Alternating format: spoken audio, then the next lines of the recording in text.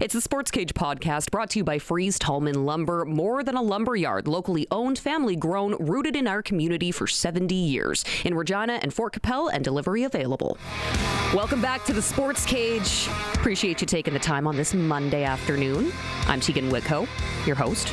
Joined alongside Dave Thomas, voice of your Saskatchewan Roughriders, and our resident Star Wars fan, Colson Schultz. He's manning the controls in the studio here, keeping us on the air at 620 CKRM, on the stream as well, on X, YouTube, sportscage.com. I was waiting to see how long it took today for someone to make a May the 4th joke and leave it up to Colson. Colson the guy. It's not a joke. It's a way of life. Is it a way of life? For some people, not for me. I appreciate it. I don't appreciate what Disney's done, but we can leave that there. Oh, now we're getting controversial.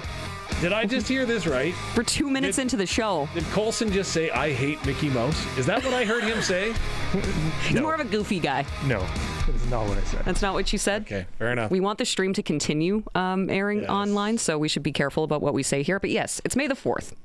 Thanks for being here. Last time Dave and I were here with you, that was last Monday, and a little bit has transpired in the CFL since then, so we have plenty to discuss today, especially with some of our guests who I'm really looking forward to chatting with to get their take on everything that transpired on CFL Draft Day.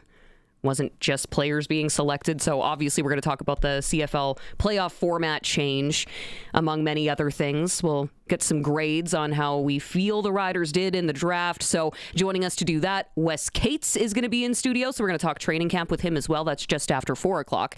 Darian Durant, as always, joins us after 5. So we're going to talk to him about some of these playoff format changes as well. This season going to be shifting up a little bit earlier, starting May long. Curtis Hunt, he's also going to be on the program today. Big weekend for them. Yeah. That's exciting. Prince Albert Raiders, Eastern Conference champions. Did you have a chance to watch any of that? You know, I caught a little bit of it, actually. I did catch a little piece, and I was shocked when I was like, did I, miss something? Like, are they putting the shots up instead of the goals or something? Like, how is this happening? But, yeah, it was exciting, and I give the Prince Albert Raiders full marks because I think they had a little bit of pressure on them after Game 3. Yeah, just a little bit. Yeah, we'll dive into that. Yeah. I'm looking forward to it because, they are off to the finals, which start Friday, Saturday in Everett? Friday, Saturday in Everett, then Games 3, 4, 5 back in PA, Games 6, 7 in Everett, because have you heard of the Western Hockey League charter for the final? No. It's pretty cool. So I've had an opportunity to be on it a couple of times. And so what happens is at the front of the plane is one team. So in this instance, it's probably going to be Everett. In the middle are all the media and league personnel. And then at the back will be the other team, which will be the Prince Albert Raiders. So they have to divide them, separate them? Oh, yeah, they separate them. Absolutely. So it is bizarro world and then some. Just because, again, the players don't talk to each other. It's a very unique thing. And so, of course, PA will fly out to Everett. The two teams will fly back to PA together. They'll go back to Everett then again if necessary. I'm sure there wouldn't be any trash talking if you sat them side by each. Well, they actually load the planes from the back and front too, right? So they don't even walk by each other. Oh, okay. It is something else. It's smart. It's almost back to the old school days, like, again, when the Western Hockey League used to have 2 different warm-ups so the 2 teams wouldn't be on the ice at the same time. Those were the days. No, we want them to get fired up. Come on. Oh, yeah, they wanted them to get fired up. It was just, they were fired up too much. I guess that's fair. We do also have another special guest that'll be joining us to talk about flag football. Football-heavy show today. Joel Lipinski, he is actually from Saskatchewan, and he is the defensive coordinator for the Canada men's national team. They had a selection camp over in Winnipeg over the weekend, so we'll check in with him and see how that went. I've got a little bit of a bone to pick with Mr. Lipinski. I'll get to that a little bit later. Ooh, we're getting fiery today. We are. You have no idea the amount of upset that this has rankled my world with. Oh, no. Rankled? Yep. Is that a word? It is certainly on this Monday. Okay. May the 4th be with you. Oh, I was going to say, I'm the one in hot water. You can join the show at any point. Text us on the Prairie Land Rentals text line 306-936-6262. So if maybe you have a question for any of our guests or you just want to join in the conversation with us, you're welcome to do that. Prairie Land Rentals, from small power tools to skid steers, they probably have what you need. And you can deal directly with the owner at 600 Albert Street here in Regina. So yeah, full show today. 1 month until the CFL season kicks off, which is wild to think. How many days? Till the CFL season kicks off? Yeah. I don't know that answer. What? I stumped you. You're like an advent calendar guy. I was expecting you to have that number ready to go. I can tell you we're 14 days away from the Riders' first preseason game. Okay. I can tell you that we are 19 days away from their second preseason game. I can tell you, if you really want to know, that we're looking at 40 days away from their home opener, June the 13th. Because they have that back-to-back bye. Basically, yes. That's going to be so strange. It'll be an interesting time, because really the last week, albeit a bye week, isn't really a bye week. Do you know what I mean? Like, because training camp will continue, albeit here in Regina, the 24th to the 31st. Technically, the team will be moving back to Regina from Saskatoon on the 24th. But again, you don't have to announce your final cuts until that weekend. So there's still going to be work to do, even though there's no games to be played for 2 weeks. If anything, it's going to help out football ops if they have difficult decisions to make. Will it or won't it? Because wouldn't you want to see them play a little bit more after they have a greater understanding of the playbook? And they being the athletes that may be on the bubble? Wouldn't you want to see that? That's a good point. Like, at least no knee-jerk reaction decisions. No, and also we should mention that this isn't a foreign concept, right? Like I was talking with Corey Mace about it a little bit, and Coach just said, we did it in 2024. Like, we know what we're doing. We know what to expect. We've got a game plan and a blueprint on how we're going to execute training camp so that we're smart, keeping everybody healthy. We get a good evaluation, and most importantly, we get everybody prepped for June the 13th. Saskatoon is going to be bumping until then as training camp opens up later on this week, and the Riders have been busy. A number of press releases coming out today announcing some additions to the squad, right? So they added American long snapper Reed Hughes, national defensive back Billy Jonas Pernier, American defensive lineman Nathan Pickering, national defensive back, and a name that will be very familiar with much of Rider Nation, Carson Sombach. He's been invited as well. Very interesting. Going to give the local guy a shot. And again, this isn't a charity move, in my opinion. No. This is a well-deserved opportunity that he has. There is a lot of football talent in that family. Yep, there is. They also invited the following players to training camp, and you're going to recognize some of these names. Regina Thunder, Saskatoon Hilltops players. So you have Peter Borsch, running back with the Regina Thunder, and had an incredible 2025 season. So I'm interested to see what he can do up there. National running back Corbin Eben of the Saskatoon Hilltops also invited.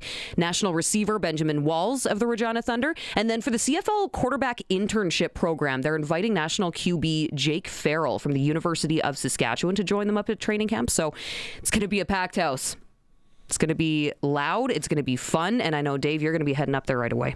Yeah, I'm actually going to be on the road tomorrow so that we will be doing the SportsCage again from Saskatoon. We've got all the insights. All the players are going to be coming to join us. It should be a lot of fun. And I'm hoping that it will be by the time that we get there. So.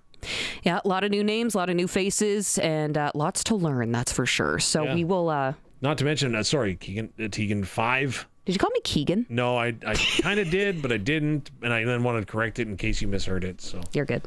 What did you want to add? I'm sorry to interrupt. The Riders did sign 5 of their 8 draft picks today as well, right? So yes, that's a big deal. Their 2nd, 3rd, 4th, 5th, and 7th round picks. So that's good news.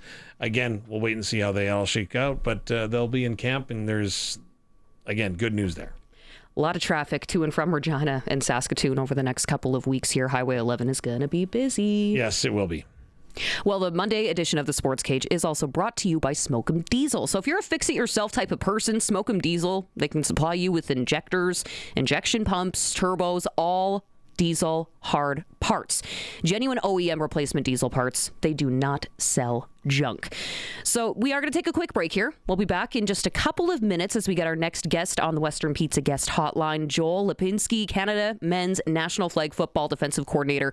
He's going to chat with us about what transpired this weekend. So hang tight. We'll be right back. It's the Sports Cage on the home of local sports on 620 CKRM and streaming at sportscage.com. It's Teagan Witko, Dave Thomas, Colson Schultz here with you. Sports Cage studio in downtown Regina. Today's show brought to you by Smoke'em Diesel. So before we get to our next guest here and we jump out on the Western Pizza Guest Hotline, we did get a message here, 306-936-6262. It's from Brian Gawley, big supporter of the program. He wanted us to make sure that we gave a little shout out here to Carlene from Wapella, longtime listener, And yeah, I believe that there was a birthday involved, or was Colson lying to me? No, maybe just Carlene from Wapella. Okay, so we wanted to give her a little shout out here. You can join in the conversation anytime, too. There you go. Hi, Carlene. 306-936-6262. But right now, Western Pizza guest hotline. Let's head out here and chat with our first guest of the afternoon, Joel Lipinski. He's the defensive coordinator for Canada's men's national flag football team representing Saskatchewan. How'd the weekend go, Joel? Hi, Teagan. No, it went really well. Just driving back from Winnipeg right now, about 10 kilometers outside of Regina. No, the weekend was awesome. Much better weather than we're having right now here, for sure. So, big selection camp at Princess Auto Stadium in Winnipeg. How many people turned up for that? We ended up having 38 athletes this year. Again, coming back in, again, we had athletes try out from all across Canada through the ID camps. So, again, probably from about 200 athletes narrowed it down to those 38. And again, that's building off that 18 that we already had prior to last year. So, again, we kind of very selective in terms of who was kind of brought in from the ID camps. And then, again, it was a very competitive camp this year with the 38 that we ended up having, so it was very productive. The Bombers were outstanding, opened up the full stadium to us, and again, we had all the meeting rooms, all the locker rooms, and it was a very professionally ran and very fun camp. Say what you want about the Bombers, but they are a hospitable bunch. Well, they let us bring a trophy home from there the last time I was there, so I would agree. Joel, what were you looking for this weekend, and did you find it? Yeah, no, I think, obviously as we kind of get ready for the first Olympic qualifier here going down in August, this was kind of like the next part in our process to kind of take the team that we had last year, and again, just seeing what kind of aspects we could kind of improve upon. And so, from that, with the IOC, how they kind of end up setting the process up from a selection, we have to have these national ID camps. And again, from those national ID camps, again, the team has to be selected again every single year. So every athlete has to come back in and compete for their spot again. So this was that final culmination to select the team that is going to take us through as we go down to the Olympic training centers and again into our friendlies with different countries, and then again culminating in the World Championships in August. So it's just kind of like, again, picking up, was there small aspects in which we could continue to improve on from a systems and a player standpoint, and I think we accomplished both of those. Joel, you have donated a lot of your time, and I say donate because you volunteer a ton of your time when it comes to coaching football, both tackle and flag. But in your experience, where is the flag football IQ at in our country, as it is such a different sport from tackle? Yes and no. There's obviously a ton of parallels that transfer over from that skill player component. So again, whether it's the quarterback play, wide receiver, and defensive back play, obviously a lot of those skill sets transfer over. I think a lot of it, again, does come down to some of the coaching pieces where, again, once you kind of get into that IFAF aspect and the nuances with the rules, even again, you have 7-on-7 flag that's different than 5-on-5 flag, and then there's multiple versions of the 5-on-5 flag. So I think when you start getting into the IFAF rules and the, again, specifics with those, I think it just takes a little bit of time for some of those skill sets to transfer. But I think those skill sets are still obviously paramount. Again, an athlete who can run a great route is still going to be transfer over in the tackle game and into the flag game. That's obviously tackling, just kind of again, getting used to actually going for the flags. But it's interesting having some of the tackle athletes come into us with this last year. And again, there is obviously that learning curve. However, it is just kind of making sure, okay, hey, these elements of physicality are allowed, these elements are not. And again, some athletes are just able to pick up those nuances differently. However, there are obviously a lot of transferability of skills. So we are getting closer and closer to flag football being on that Olympic stage. Have you noticed that intensify camps like this? Oh, drastically. And then again, it's just interesting, just the amount of, any level of sport, as more eyes get onto it, and again, more people end up, getting interested in it. Obviously, there's a lot more opinions that come along with that, but again, what the benefit of that is, though, that, there's a lot more interest from everyone. So again, we ended up having even some of our, through Football Canada, we ended up holding coaching clinics. And I think I spoke in front of, 240, 250 coaches all across Canada just about, okay, these are the nuances of football and how do we end up, again, kind of making the community of football better in Canada as we kind of grow up some of those nuances. And again, the same thing from a player perspective now. You have so many players who've kind of grown up within the tackle game who are, again, now becoming interested in the flag game more and more so here, too. I mean, even if you look at Saskatchewan, all the flag leagues run out of Regina and Saskatoon. It's honestly, it's phenomenal in terms of the interest level and how flag has just been exploding over the past, 5 to 7 years. Perhaps to provide some background, Joel Lipinski, when you are not the defensive coordinator for Canada's national men's flag football team, you also are instrumental in the success of Ignite Athletics in Saskatoon. You ask any CFL athlete that's trained with you, and they are very quick to point out and praise you for what you have been able to do to maximize their performance levels. So keeping that in mind, how do you maximize the performance level of a flag football athlete as compared to a tackle football athlete, a baseball player? What is the specialized training, or is that maybe a secret that I shouldn't have asked?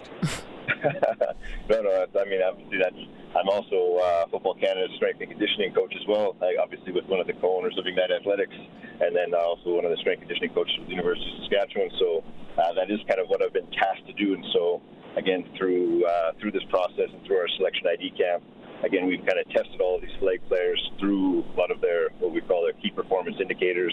And again, I've been using a lot of the data through like the Canadian Football League, the National Football League, using similar metrics and again, similar testing apparatuses and mediums, and trying to figure out what discernibly is the difference between what makes a great flag football athlete and what makes a great tackle football athlete. And so right now, again, I'm actually in the midst of mining through copious amounts of data and trying to use a bunch of machine learning, different statistical analysis to try and tell, again, Football Canada and then also the IOC and our Canadian Olympic Committee, okay, hey, this is what we're looking for and what actually makes a great male and female football flag athlete. So, again, still working at it. I'm probably at about 65% of the way there, and hopefully I'll have a higher percentage point to let you guys know exactly what it is that makes a dominant flag football player in the coming months here. The goal is always bigger, stronger, faster for most football athletes in the off season. You just went through all the different metrics and all the different data that's available. Does it become overwhelming at some points? Because end of the day, performance is performance, right? Yeah, exactly. And that's like, again, it's one of those things within just any sort of skill-based sport, right? You could have, even last year when we had some athletes who were on the Canadian track team, you have these athletes who are putting up some insane metrics, but again, if you can't catch a football, it's not necessarily going to transfer over into the sport. So again, there are some obviously skill components, and then again, IQ components that come into that are intangibles. And so again, where can you kind of end up? What are some quantitative metrics in which you can control? And again, you almost have to create like standards, right? So again, it's one thing if an athlete runs like a 5.340 and it has a massively high IQ, but again, that athlete still isn't going to be able to get necessarily open in man-to-man.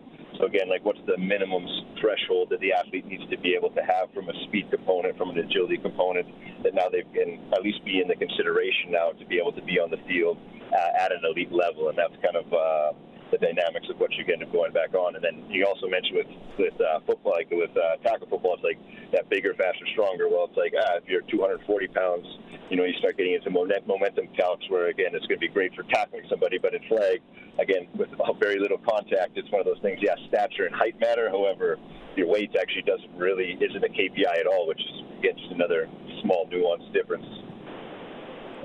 So I know this is going to sound ridiculous, and I don't know how to qualify it, but if you look at an Olympic athlete, Joel, they talk about they want to reach their peak physical performance the day of their event or when their event begins.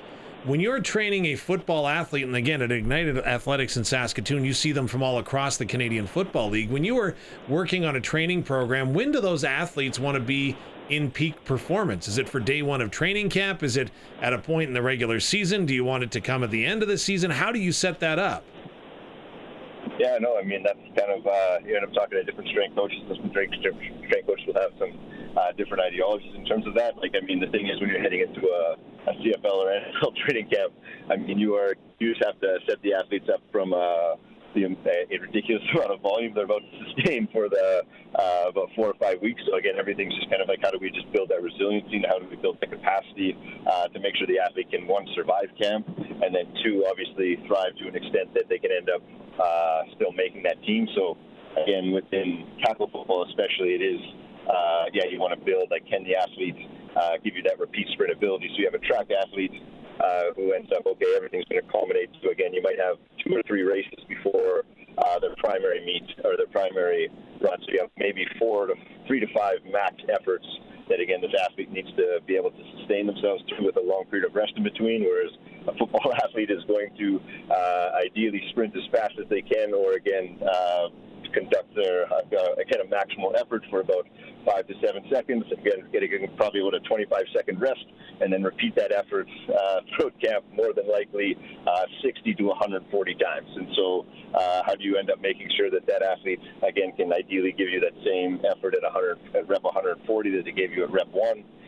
Is kind of what you end up building for in the off-season there, too. And track, I mean, flag ends up being one of those things where it's like, okay, we can sometimes play 9 games in a course of a tournament. So how do you, again, from a injury resilience standpoint, ends up being your main KPI? Can this athlete give you a decent effort in the first game, and again, still be able to reproduce at least 95% of that effort by the time you get to game 9? Joel Lipinski on his way back, literally driving back from Winnipeg in the selection camp that took place over the weekend at Princess Auto Stadium for the Canada Men's National Flag Football Selection Camp. Did we see any Saskatchewan athletes attend the camp this weekend? Yeah, we had, actually, so again, from our ID camp, we selected 2 Saskatchewan athletes that ended up trying out through the ID camp. And again, as we kind of work our way through the selection process, we'll see if we end up having Saskatchewan athletes on the 12 or the 18-man roster, but that's still yet to be decided here. So when it comes to those ID camps in the 12 or 18, there's some level of assumption by the general public that when it comes to the Olympic Games, that the top 12 athletes from the NFL and the top 12 from the CFL are going to be representing our countries. But then all of a sudden, people kind of put on the brakes on that idea when they saw that little NFL showcase down south of the border. Do professionals have a shot, or will they be I don't know if you say favorites to get spots when it comes to Olympic Games, or has that process even been determined yet? Yeah, I mean, that's just a continued talk with, like, Football Canada and the Iowa. Again, just kind of the information gathering through that whole process, right? I mean, obviously, again, if you're talking about those Fanatics games here too, yeah, definitely it was, they had all the talks through, Doucette kind of talking, I'm better than Mahomes at these respective things. And again, obviously the uproar that ended up taking place immediately after those tweets and those texts. And then, again, just kind of like, again, it's interesting just watching all the media take place since then and post those Fanatics here too. And again, still having the thought process, like, significantly divided on both sides in terms of what is the best route in terms of moving forward with the sport and kind of building it in. And like I was kind of mentioning before, there are a lot of transferabilities, but again, a lot of obviously just innate skills that are built over time within the game as well. So, time will still tell. I am going to apologize, Joel Lipinski, on this a little bit because I do feel somewhat bad asking the question in a public forum as we are in. But truth be told, I've had a little bit of an axe to grind over the last little bit. And I guess this is kind of a true or false question. For folks that don't know, Joel Lipinski and the rest of the University of Saskatchewan Huskies coaching staff allowed me to travel with them for a number of years.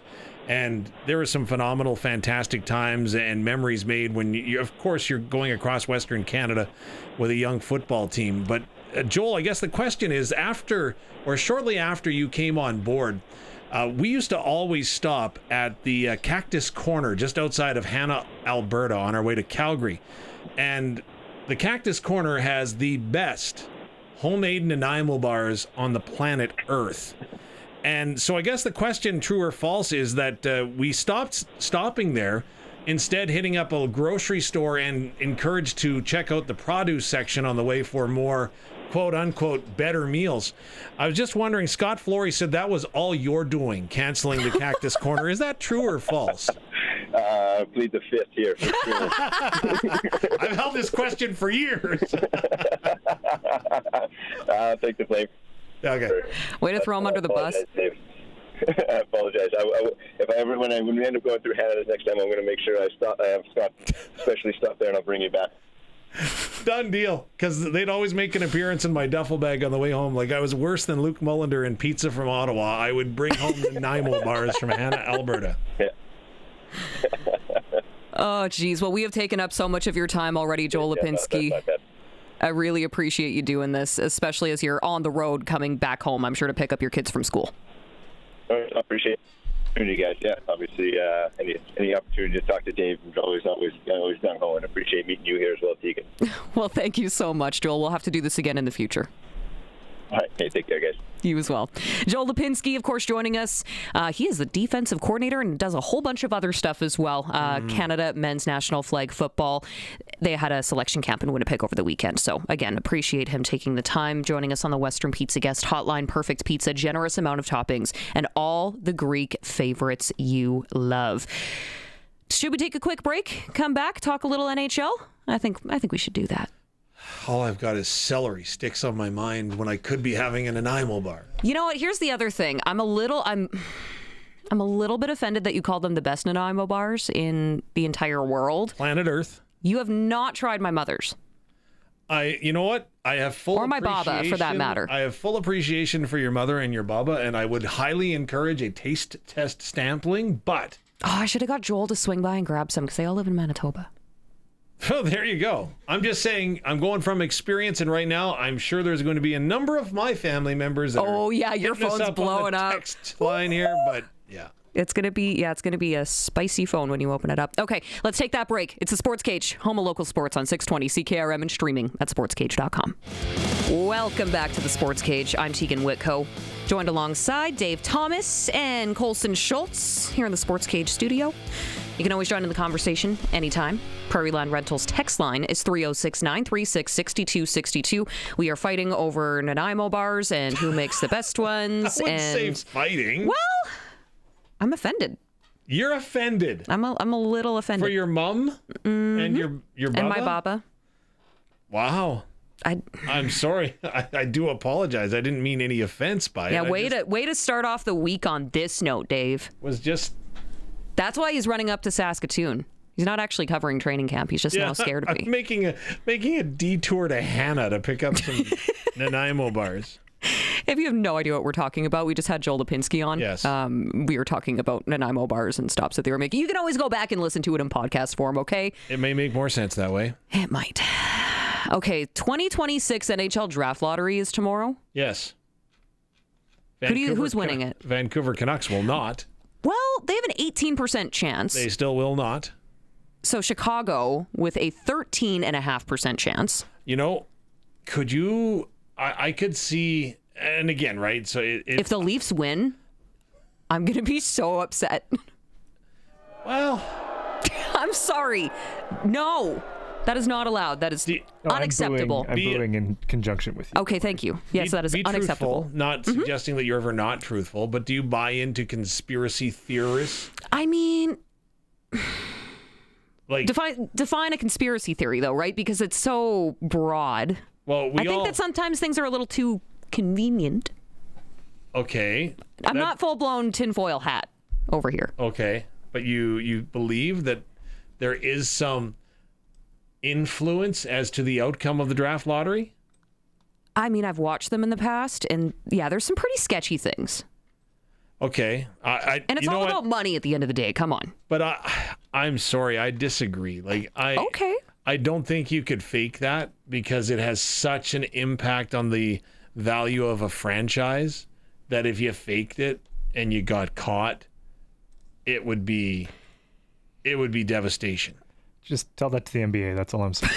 Well, valid point. The example that I point to, do you think that the NHL really wanted Connor McDavid to be in Edmonton? Why wouldn't they?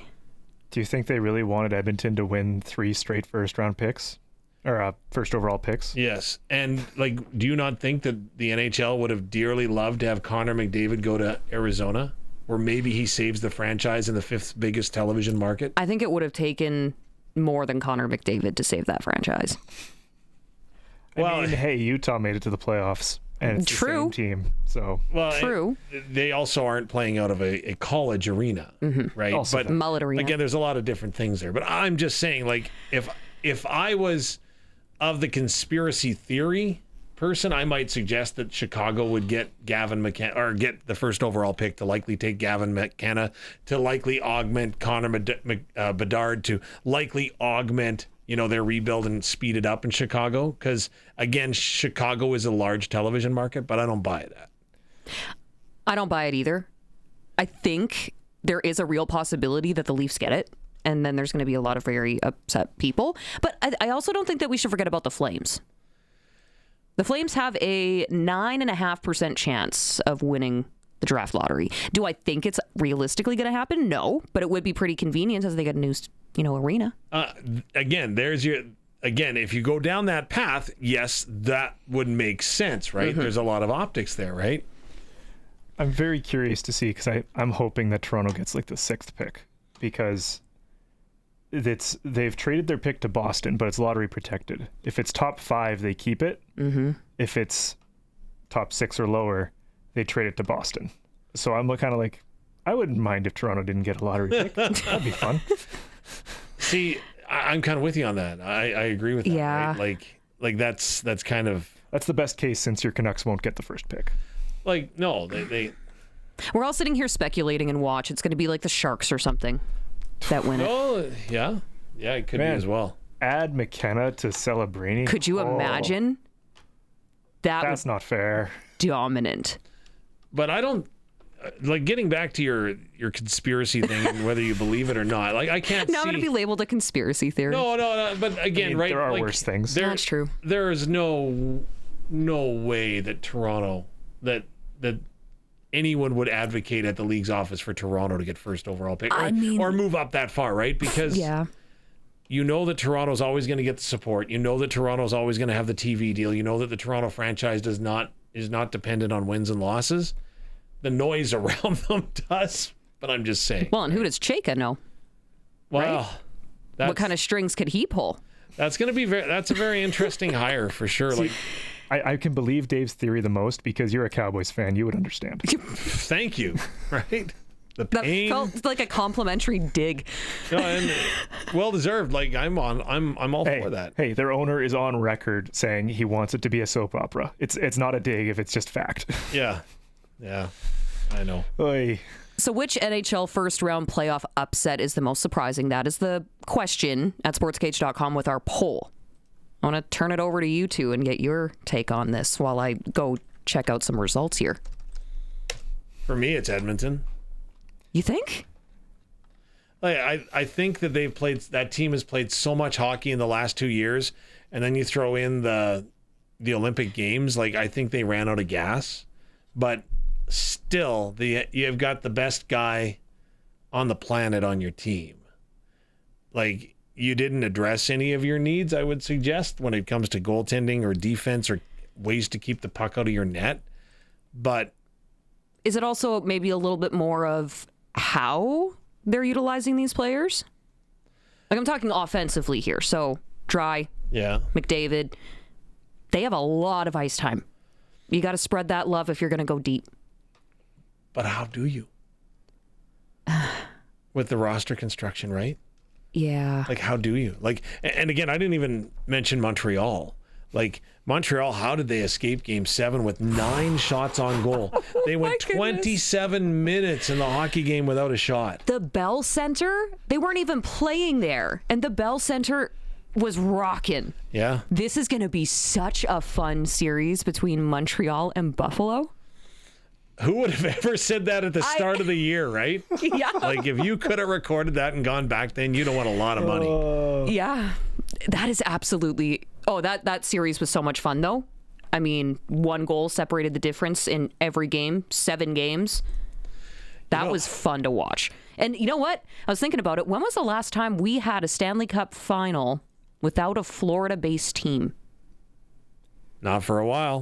Now that Tampa's out. And you know what? Like, watching the end of that game when they had the 2 shots at the empty net, and they didn't even get shots on goal. The empty net was there, and they didn't get shots. Just kind of a microcosm of the evening. But it was like, they're going to lose this. Like, they are going to lose this. But then you had to think the hockey gods were on their side. And I don't know if everyone else believes and or buys into that. Like, I think it's just more of a luck thing, right? And sometimes lady luck is on your side, sometimes it isn't. But when you go and you ice the puck and it hits a broken stick, one of your own broken sticks in the Tampa Bay end, and negates the icing, I think that's just a sign. Yeah. Yeah. But the one thing I did find interesting, and I know this sounds so terrible, I was cheering against the shot clock. I didn't want Montreal to get to 10. That was my intrigue. Do not let them get double digits on the shot clock. Heaven forbid. Who's in a the Stanley Cup over-under for playoff that? game. I know. And who took under? Oh my gosh, right? Like, Probably under like 22 and a half shots or something, right? yeah. Oy. That is insane. Okay, I don't want to blow past this. Coulson, biggest surprise for you? Biggest upset surprise? Like, Edmonton feels like the easy answer. I'm kind of surprised with Dallas, honestly. Because they lost to Edmonton last year. Mm-hmm. They got Quinn Hughes this year. Like, you can't argue they got worse. Mm-hmm. So the Minnesota Wild are just on a tear, is what it is. I think everyone's not surprised with Pittsburgh. No offense to Crosby. Like, they're an older squad. Kind of wondering what happens this offseason now. And Philly's good. Like, don't discount them, right? And Gritty's enjoying his first playoff run. Oh, man, is he ever. See, I don't think that's a huge upset. Philadelphia, though.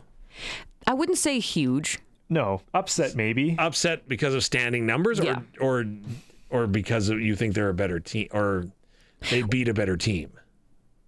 The Flyers are definitely the better team. Okay, I agree. So I don't think that one's super surprising. I tend to agree Dallas getting knocked out. Little surprising to me. I expected that one to be tight.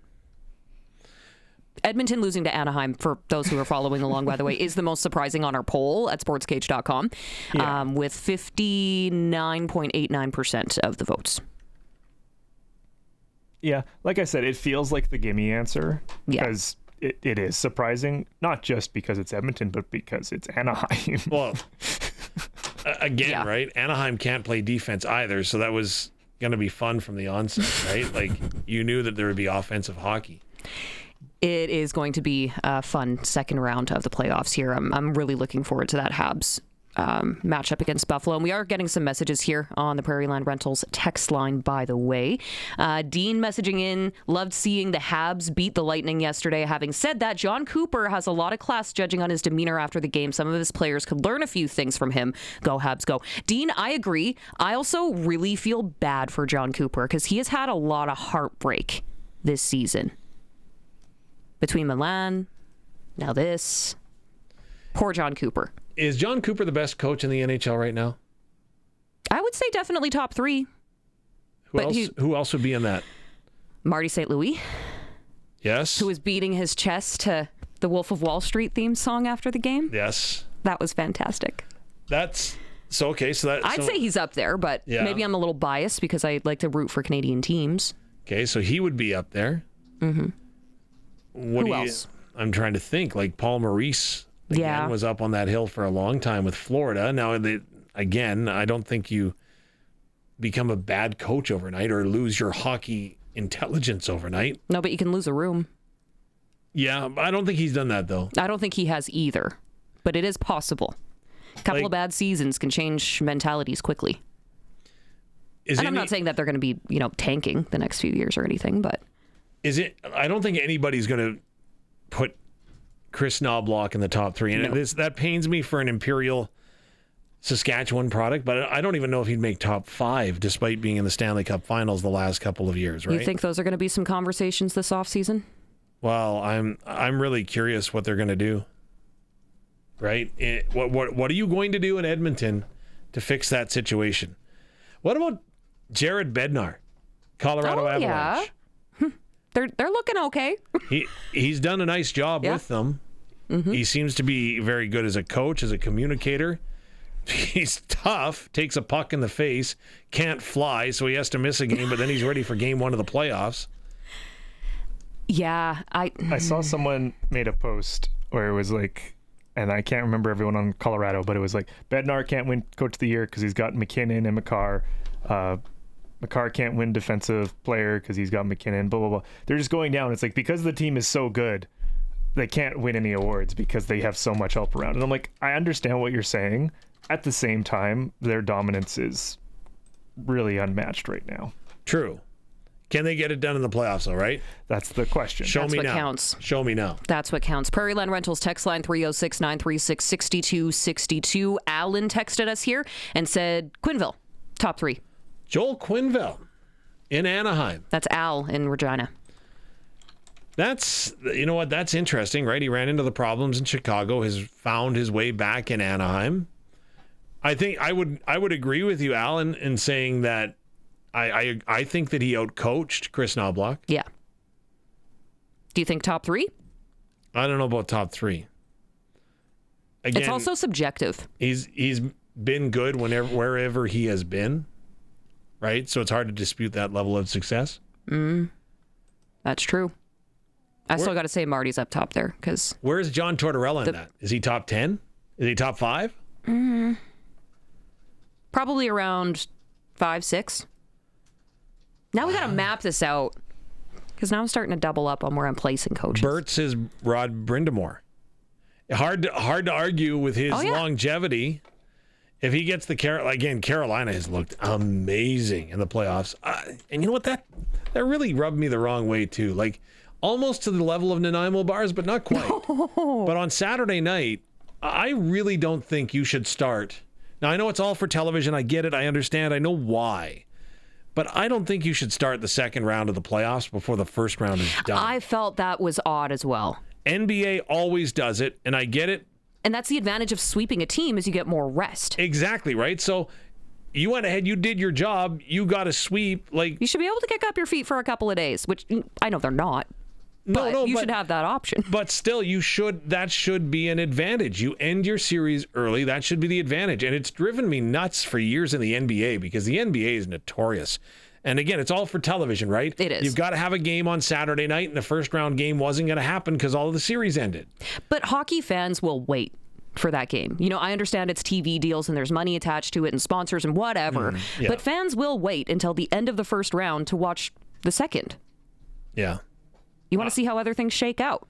I totally agree. Like I'm with you. Like I don't think you should start another round of the playoffs before that first round is done. And that's just me. And you can plan it out, but again, I know so there's television considerations. There's also building availability concessions. Like again, it's like I'm sitting there on my back deck yelling at the clouds on this one. I get it. It's not going to change anything, but it just irks me a little bit. Shaking your fist at clouds. Gotcha. Understood.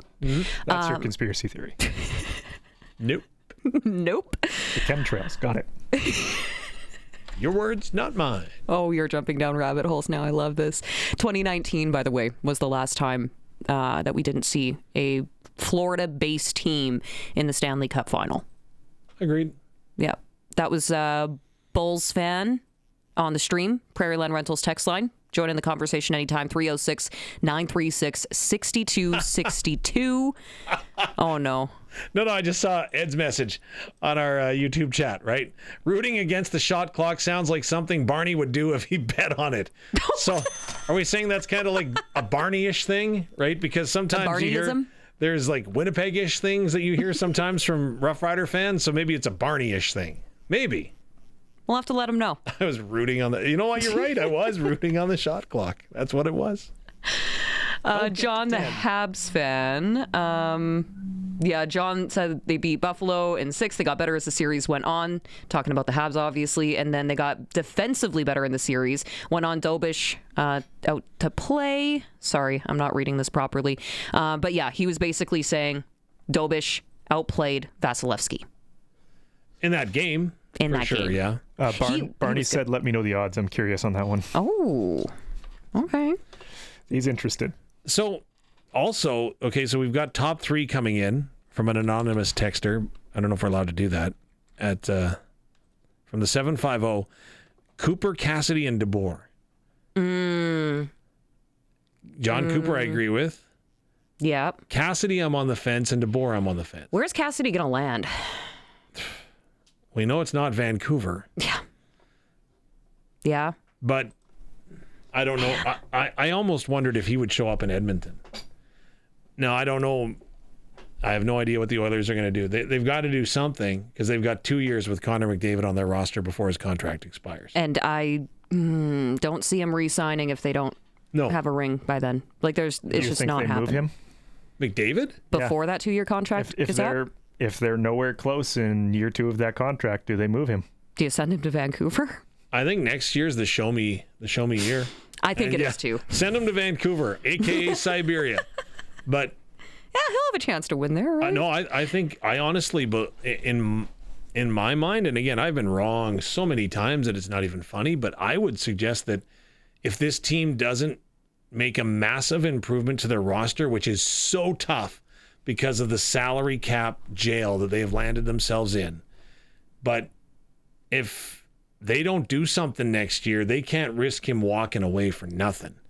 And I don't think you can make that trade at the trade deadline.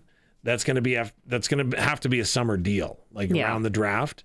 So, in my humble opinion, again, I truly believe that next year, if it doesn't go well, will be his last in Edmonton. You never know with Edmonton, though. Crazier trades have happened with star players there. Wayne Gretzky come to mind? Yeah, precisely. Exactly. So I wouldn't count it out. Really? Yeah, I'm with you. I mean, it would really, really, really be different if they did. It would be. Oh, it would be way and out there. There's no way that they're going to be sending him somewhere like Vancouver. But I think that he would want to go literally anywhere else. He has full no trade, no move. There's no way he is going to Vancouver. I know that you conspiracy theorists, Teagan, believe that he's going to Toronto, but I'm just saying, leaving it there. It's going to be a long off season. Okay, we do need to take a break. I'm getting the signal. We got to do the ticker. We'll be back here in a second. It's the Sports Cage, 620 CKRM, and streaming at sportscage.com. Round 2, NHL Stanley Cup playoffs. Flyers in Carolina taking on the Canes, and then you have the Ducks in Vegas taking on the Golden Knights. NHL, they have cleared new Leafs general manager John Chayka of a tampering charge. So they looked into whether or not he had contacted an employee of another team without franchise approval. It was a whole thing, but they've said no, not an issue. Sundin also returns to the Leafs organization as a senior executive advisor of hockey operations. Tonight, Toronto Blue Jays taking on the Tampa Bay Rays on the road for 40. Eric Lauer on the mound for the Bluebirds. Saskatchewan Roughriders have added a number of prospects to their training camp roster. So you got a couple from the Regina Thunder and Saskatoon Hilltops, including Peter Borsch, Corbin Eben, Benjamin Walls, and then they're also inviting national quarterback Jake Farrell as part of the CFL quarterback internship program. They also added a number of other players here, including Carson Sombach, Nathan Pickering, Billy Jonas Pernier, Reed Hughes, and then signed 5 out of 8 of the players that they drafted last Tuesday in the CFL draft. Okay, that's your sports ticker. It is brought to you by Reliance Group of Companies. We're going to be back on the other side of 4 o'clock with the one, the only, our guy, Mr. Wes Cates. First, your news. Hang tight. It's the Sports Cage on 620 CKRM. Well, thanks for taking the time. Monday edition of the Sports Cage. I'm Teagan Witko, joined by Dave Thomas, voice of your Saskatchewan Roughriders. Colson Schultz on the controls, keeping us on the stream, 620 CKRM, as well as the video feed that you can find, sportscage.com, X, YouTube. Join in the conversation at any point here on the Prairie Land Rentals text line at 306-936-6262. John, the Habs fan, wants to go at it with Dave Thomas. Might need to get him to phone in a little bit later on the Western Pizza guest hotline. Is it because of my love of the Nanaimo bars? Yeah, that's definitely it. No, he's goaltending. Oh. He's standing up for Dobish here. I think both goaltenders played great, but yeah. And then he's going after your Canucks, so we won't dive into that just yet. Might as well. Everyone, I don't think you can be any harder on them than I am. Really. Well, at this point, you either laugh or you cry, right? That is the reality of my NHL world. Yeah, so if you want to go after the Canucks, feel free to do so. Text us. Again, 306-936-6262. Still coming up. By the way, if you missed it, we had a guest joining us earlier on the show. And if you wanted to go back and listen to it at any point, Joel Lipinski talking to us about the flag football men's Canadian selection camp that was in Winnipeg this weekend. After 5, we still have Darian Durant that's going to pop by, have a little chit-chat as we always do on Mondays. And then Curtis Hunt, general manager of the Eastern Conference champion Prince Albert Raiders. They knocked off Medicine Hat this weekend, and now they're preparing for the WHL final. So we're going to chat with him a little bit. But in the meantime, we got our next guest in studio. We're all set up. We're ready to rock and roll. It's been a minute. Without further ado, Grey Cup champion Wes Cates. How's it going, man? I'm good, Teagan. How you been? I feel like I need to work on your intro. That wasn't quite, wow we'll enough. Yeah, we got some time. Right? The players go up to training camp. We got to do something to prepare too, right? You guys were hanging out with Joe Lipinski. Yeah. We used to call him 300. I know I've said that on the show during the season before, but he was into working out. He was a little, he's a muscle-bound dude. So runs Ignite Athletics up in Saskatoon now. That was like around the time that movie came out, but 300. He got that nickname. Yeah, I can see that. Yeah. They just had an inside joke about Nanaimo bars, and then he went after my Baba's Nanaimo bars and how they're apparently not the best in the world. How do you become a Vancouver Canuck fan? Like, isn't that too far? Isn't that like what? Isn't that a coast team? Like, what are we doing? Well, not on my bingo card today was discussing Nanaimo bars or getting called out by Wes Cates for the NHL team that I support. Well, I mean, I support the Blue Jackets, but at least I'm from Ohio. Yeah, that makes sense. He has a reason. No, well, again, a very famous Vancouver Canuck was from Weyburn, my hometown, and that's how it started, right? Gotcha. So there you go, Dave. There's that connection. Following the player. I could, a little bit, yeah. All right, see, you need to lead with that. That makes sense. Well, before we know it, Wes Cates is going to be our NHL insider as well, but we should probably talk a little football. Mm-hmm. Let's address the elephant in the room. The playoff format changes announced for... Okay. Thoughts? I mean, at the end of the day, they really didn't do anything new. They just stole the NBA's playoff play-in system, right? Like, I mean, I look at it like this. Like, it's kind of cool just from a fan standpoint. Okay, there's more games. All right, we're making more revenue. More teams are going to get a home playoff game. There's going to be more playoff games. But I'm looking at it like if I'm a 1 or 2 seed, I'm like, all we're going to do is beat up on each other, maybe get somebody hurt, for a bye to basically see the same team again in 2 weeks. So it's like I can get the sell of it, but as a player, I'm surprised the PA kind of went with it, because as a player, I'd be like, I don't want to have to play another game to get to the championship after I've already earned this top spot, right? So, but I mean, it's whatever. It's cool. If you take the injuries out of it, I'm like, hey, that's great. It seems like a way to maybe make it more interesting. But when you're thinking about how long a season is, how much guys go through, and then it's almost like a punishment for being first or second place, because now you're playing like it's like you're having the Western Final or the Eastern Final to win the chance to have a bye, to not have a team beat you. And then if you're looking at like the 3rd and 4th place teams, like typically they wouldn't be as good of a team. So I'm thinking those games would be more blowouts. It'll be easier for the winner to come in after the loser of the 1 and 2 seed beats themselves up. Now they got to come see you in a game. That's like, we'll see. We'll see how it plays out. I mean, I'm just saying. There's a lot to think about. Well, 8 out of 9 teams now make the playoffs. I think that was a big sticking point for a lot of people. When this was initially released, obviously we've had almost a week now to kind of digest it. Yeah. I mean, I'm not too mad at that either. Like, it's kind of, there's only 3 teams sitting at home. Okay, now you really get to be the losers. That one team is like, dang, we got to get better. Is the T-shirts we're going to get made? Yeah. Yeah, Colson just put it up on the stream. It says, my team finished 9th in the CFL, and all I got was this lousy shirt. Yeah, you don't want that. You don't want to be the one team that didn't get a chance to get there. So, I think I think just not being the 9th team will make teams play a little harder during the regular season. There ain't gonna be no friends. It's just gonna be one squad packing up. So, well, and maybe it's gonna be beneficial for rivalries, even if you think about it. Like, we were talking off air about the possibility of potentially seeing the Saskatchewan Roughriders seeing Winnipeg twice in the postseason. Yeah, and I mean, it's kind of like, okay, we already sometimes see teams 4 times. Now it's like, all right, we might see them a 5th.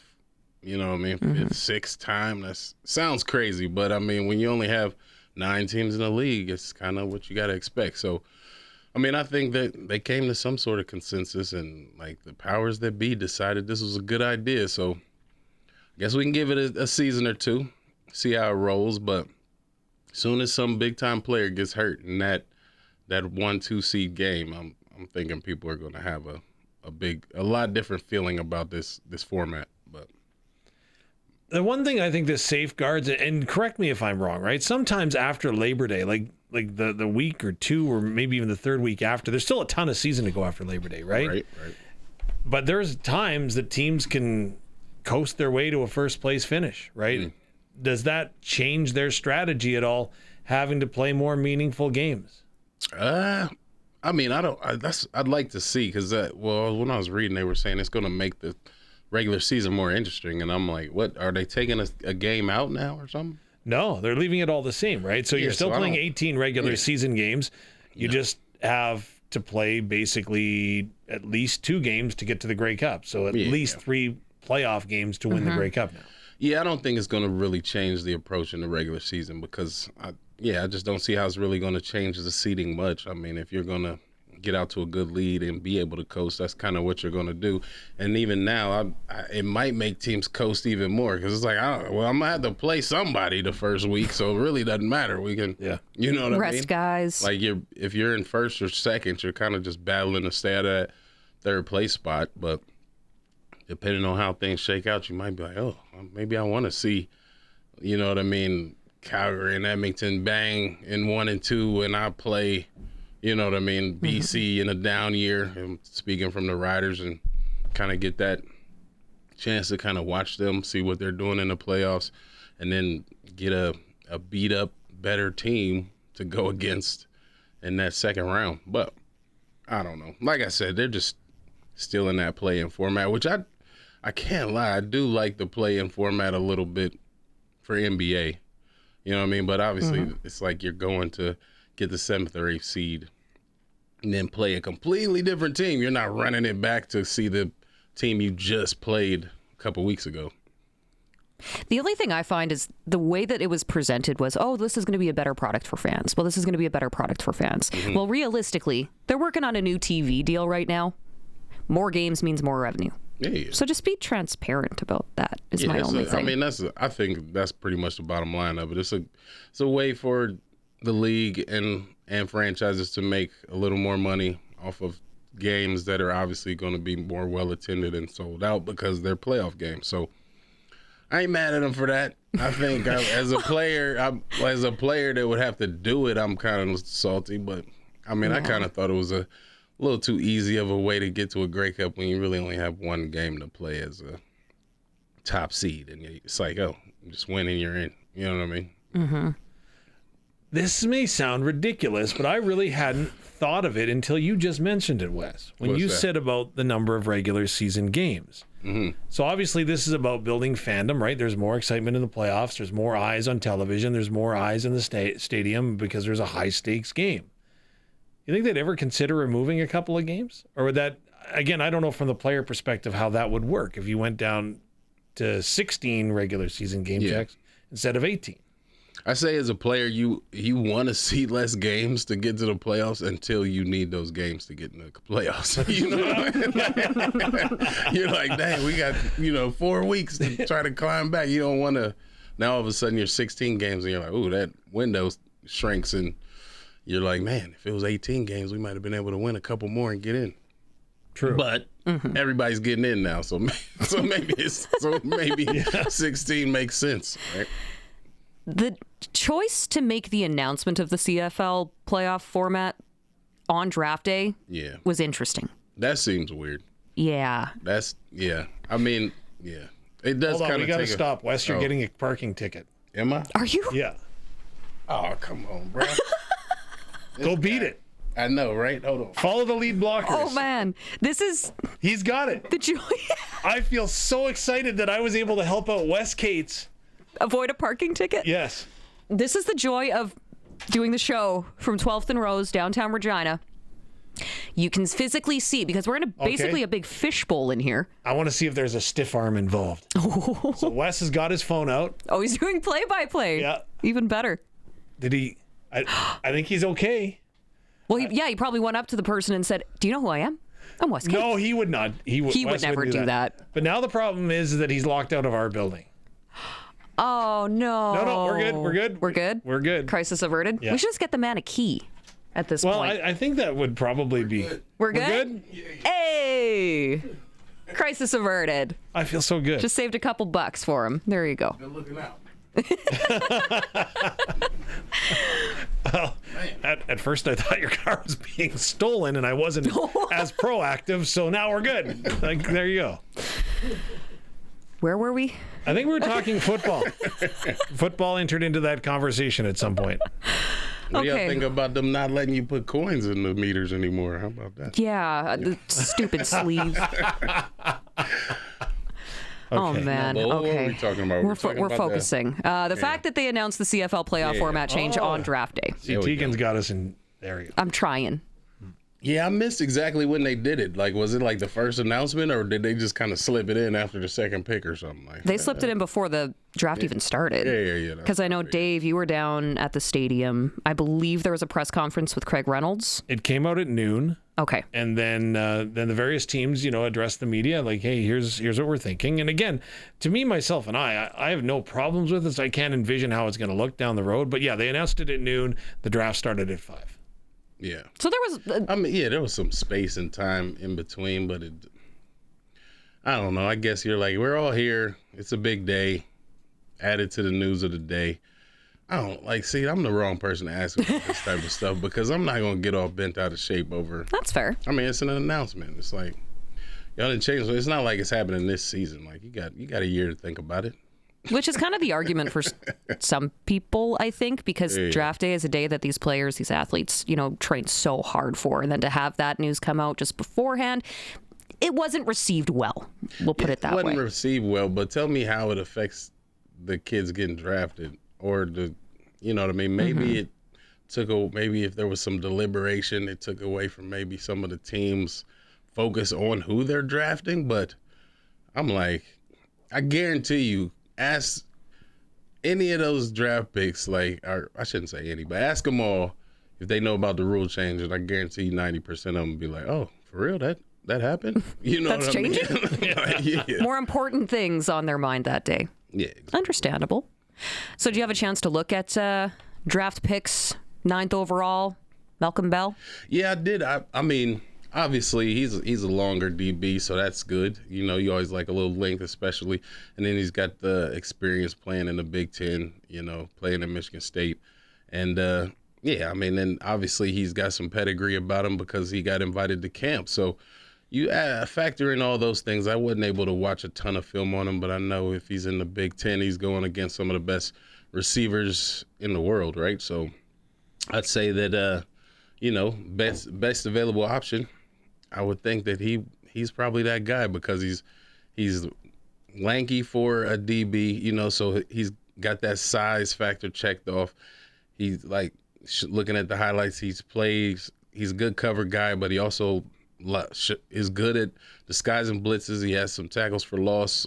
You know what I mean? Seems to be able to get involved in the run game and react quick to plays and all that stuff. So I would say the biggest thing is not knowing when you're going to get them, right? Mm-hmm. But yeah, I like the pick. I definitely like the pick. And then I was looking at some of the other picks. I'm interested to see these young receivers. I can't think of. I know McBean is one. He's the one I kind of just like his body type in the way. I think he has a little more explosion than I was watching. I couldn't find any college tape on these two, but I did watch some high school tape, and I'm like, well, based off how they were moving around in high school, I like McBean. He seemed to have a little natural stiff arm about him, and he seems to kind of navigate traffic a little bit better than what's the other receiver's name? I can't think of his name right now. But anyway, he's Yeah. I like the fact that they're trying to replace some of them receivers, and then obviously you always try to go for a couple of old linemen, and then they got a linebacker in there too. I haven't seen too much out of the defensive guys that have come out of college on the Rider roster much, but if there's any positions that I'm worried about for the Riders, it would be D-line and linebacker. I think they're solid everywhere else, even before the draft. Dylan Gede is the other receiver that was drafted by the Riders. Yeah. When a player is drafted, and now you've been in a CFL locker room, and so when a Canadian player is drafted, how ready are they to jump into a lineup?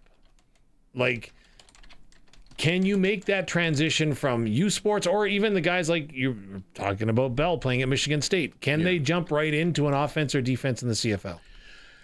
I would say in most cases, no. Maybe a running back, I would say as a rotational guy, yes. But like as a starter and a guy you're dependent on, no, not typically. Not typically, right? Yeah. So, I mean, you're looking at a guy that's obviously maybe due to injury, you get him in early, but most of these Canadian draft picks, you're looking at like development guys, right? The guys that you see playing in 2-3 years. But hey, maybe somebody will surprise us. We'll have to see. Like Alfred in Calgary last year, right? Like he even took a few weeks before he started to integrate himself more with the offense and understand it. Is it just because of the game? Is it just the development piece that you talked about with them not? Again, you draft a guy in the NFL in the first round, you're basically saying you're going to start for us, are you not? Yeah, I think so. But I think that I think there's less of a leap from like the top tier college to NFL than there is from like top CIS to the CFL. And then a lot of these CIS guys aren't really dealing with some of these like guys from the States that come up here that are like physical specimens, and that can be a little shocking, a little intimidating. And I think maybe the intimidation factor plays a little bit more of a role, for whatever reason. So I definitely think that it just depends on the person. If a guy comes in, he seems mature, he's got the body for it, and he's, making the plays, then throw him in there. But it just doesn't seem to happen that way too often. How do you make your mark at a CFL training camp, or especially a rookie camp, right? So the rookies are on the field on Wednesday. They practice Wednesday, Thursday, Friday, and then they have to trim the roster before the main camp begins. How do you make your mark? I think it's really not as much about like physical prowess as much as it's about just mentally being locked in, not making mental errors, you know what I mean? Paying attention, being where you're supposed to be, when you're supposed to be there, and, getting the meetings on time, finding a good vet to maybe show you some little tricks of the trade, little things where you can be like, all right, this young dude is sharp. Let's see, you know what I mean? Let's test him a little bit. Let's throw him in the fire, and see how they respond. So I think just being eager to kind of be a good study, and then hopefully you kind of have the physical attributes to kind of help you compete in your drills. What are some of the biggest shocks when rookies step onto the field? It's camp. They've never been to it before. Yeah, some guys can't remember how many players are supposed to be on the field. Yeah, that's old stuff, man. What are you talking about? Like, why are you going to bring that up, Dave? No, I think like it is. It's the mental part of it, right? It's just the kind of settling in and getting comfortable. I think the biggest shock is probably like, oh, nobody's really gonna like show me. Like I'm gonna have to pay attention and figure it out. It's not like you got the coach, with his arm around your shoulder, just kind of, okay, that was okay. You messed that up. Now let's try it again. Nah, it ain't none of that. It's kind of like find your way in the drill. Usually, like, try not to get at the back of the line. Try to squeeze your way in the middle. Show, you know what I mean? It's like people, coaches and even other players, we're paying attention to everything. So just how you approach it, just not being scared or just showing that eagerness. And, just trying to find your way and remembering that it's still a game. You've been playing it your whole life. There's going to be some things that are different. Some guys maybe are going to surprise you with their athleticism and strength, but you just got to take your licks and just come back for more.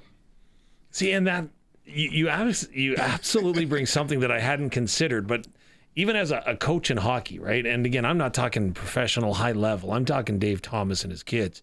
But like when you're doing a drill, right? There's always that guy that's eager, that's at the front of the line. And predominantly if they will mess it up, right? And then as a coach, you're just frustrated beyond all get out. But then you're also reading who goes to the back of the line with zero confidence, right? So that's obviously something you've got to consider. I didn't think of that. All day. And then the guys that are like, oh yeah, I got this. And they're kind of, you're like, you're not even paying attention. Then all of a sudden 5 people have done the drill right. Then that's this person that's got some swag and thinks they know, they come up and mess up the drill. You're like, oh, I don't know if he's gonna make it. He might be the most athletic guy on the field, but you're like, I don't know if he has it mentally to understand how important it is to like get his plays down, understand his reads, understand where he needs to be, those sort of things. So there's the little traits that you can show, or maybe even fake a little bit, that get you a little extra attention.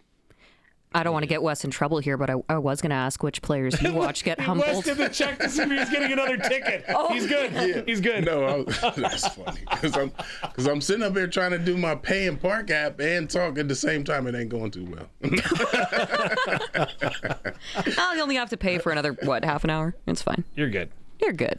I'm trying to, you know what? I can't remember the receiver's name, but I remember it was like 08 or 09. There was a receiver that like, he was doing everything right, all the drills, making all the plays in practice. But when we got into the preseason games, he couldn't do anything right. And it was like just that little bit of more pressure that comes from like the lights being on, right?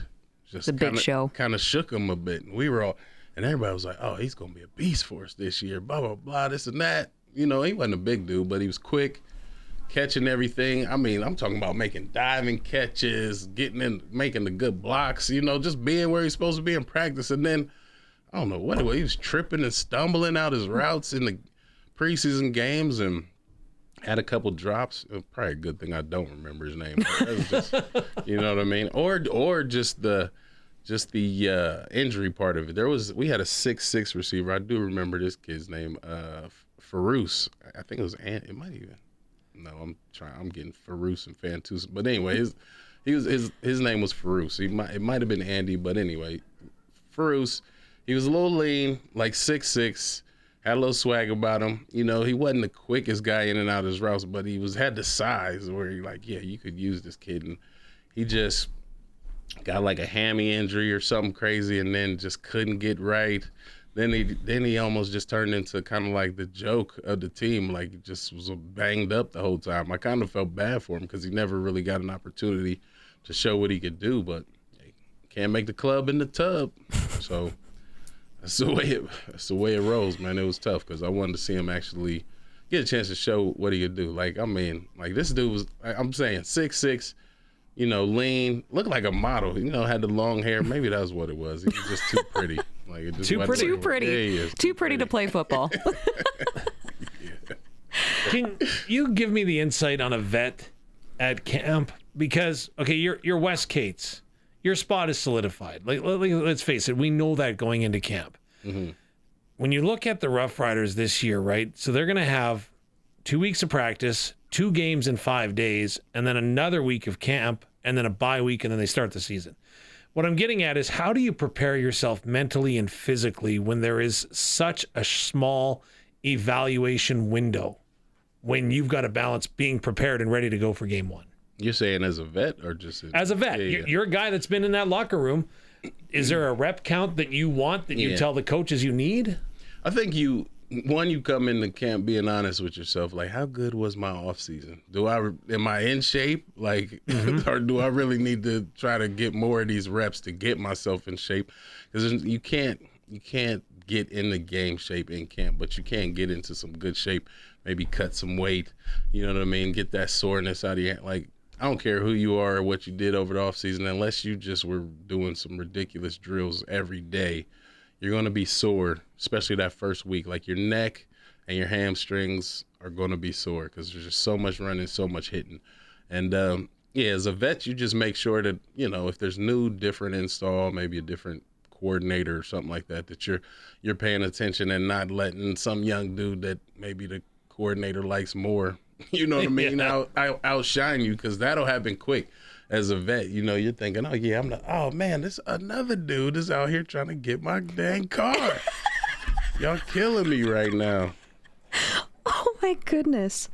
We may need to take a break. I feel like we should just get him a parking spot at this point. Right. Yeah, that's right. Come on. Can have you on weekly? It'd be fine. I can try to work something on. Okay. This is What's he doing? ridiculous. Oh yeah, you're gonna have to go again. Yeah. Yeah. Okay. Well, then we'll take a break. We're going to go I let got him. Wes. I just got him. Yes. Wow. Success. We studied the playbook. We executed. He looking it up. Is it going through? We're still going to take a break. We'll come right back. Okay, we'll get this sorted. It's the Sports Cage. It's And I on know this dude. I didn't have to holler at him already before. Wes Cates on a first name basis with parking attendants in downtown Let's Regina. take a break. Come- It's the 620 days of our CKRM. parking. Streaming at sportscage.com. We'll be back. Clutch performer, Kelton Solar. I'm going to start off here in that Tampa Bay Montreal series. Jakub Dobiš, wow. Yeah, I would He agree. was fantastic, especially in Game 7. And even post-game, he was quoted saying, you know, I treat every game like it's a Game 7. And yes, he is an emotional goaltender, and we're aware of that. Now, I would give him the clutch performer. However, I got to go with a guy who was eliminated from the playoffs this weekend, Saskatoon's own Brandon Hagel. So he had that blocked shot on Slavkovsky's shot at the net, empty net. An incredible defensive play preventing the empty netter from happening.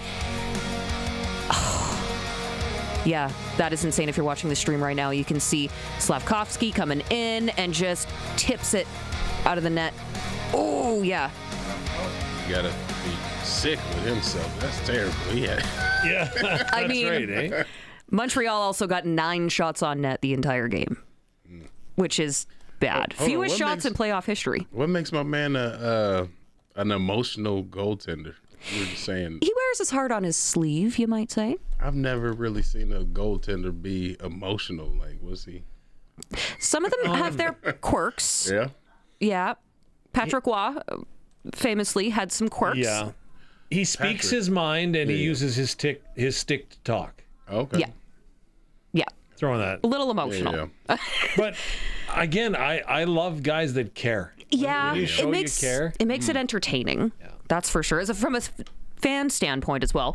But yeah, that's your first clutch performer that I wanted to throw out there, Brandon Hagel. I'm sad that we don't get to keep watching him in the playoffs because man, he has been good, and I do feel for him a lot. Like John Cooper, we were talking about. This kind of feels like Milan all over again. What about R.J. Barrett in that That's game mine. 6? Yeah, that was mine. Oh, you're I stealing mean- Coulson's. Oh, my bad. Oh, good. No.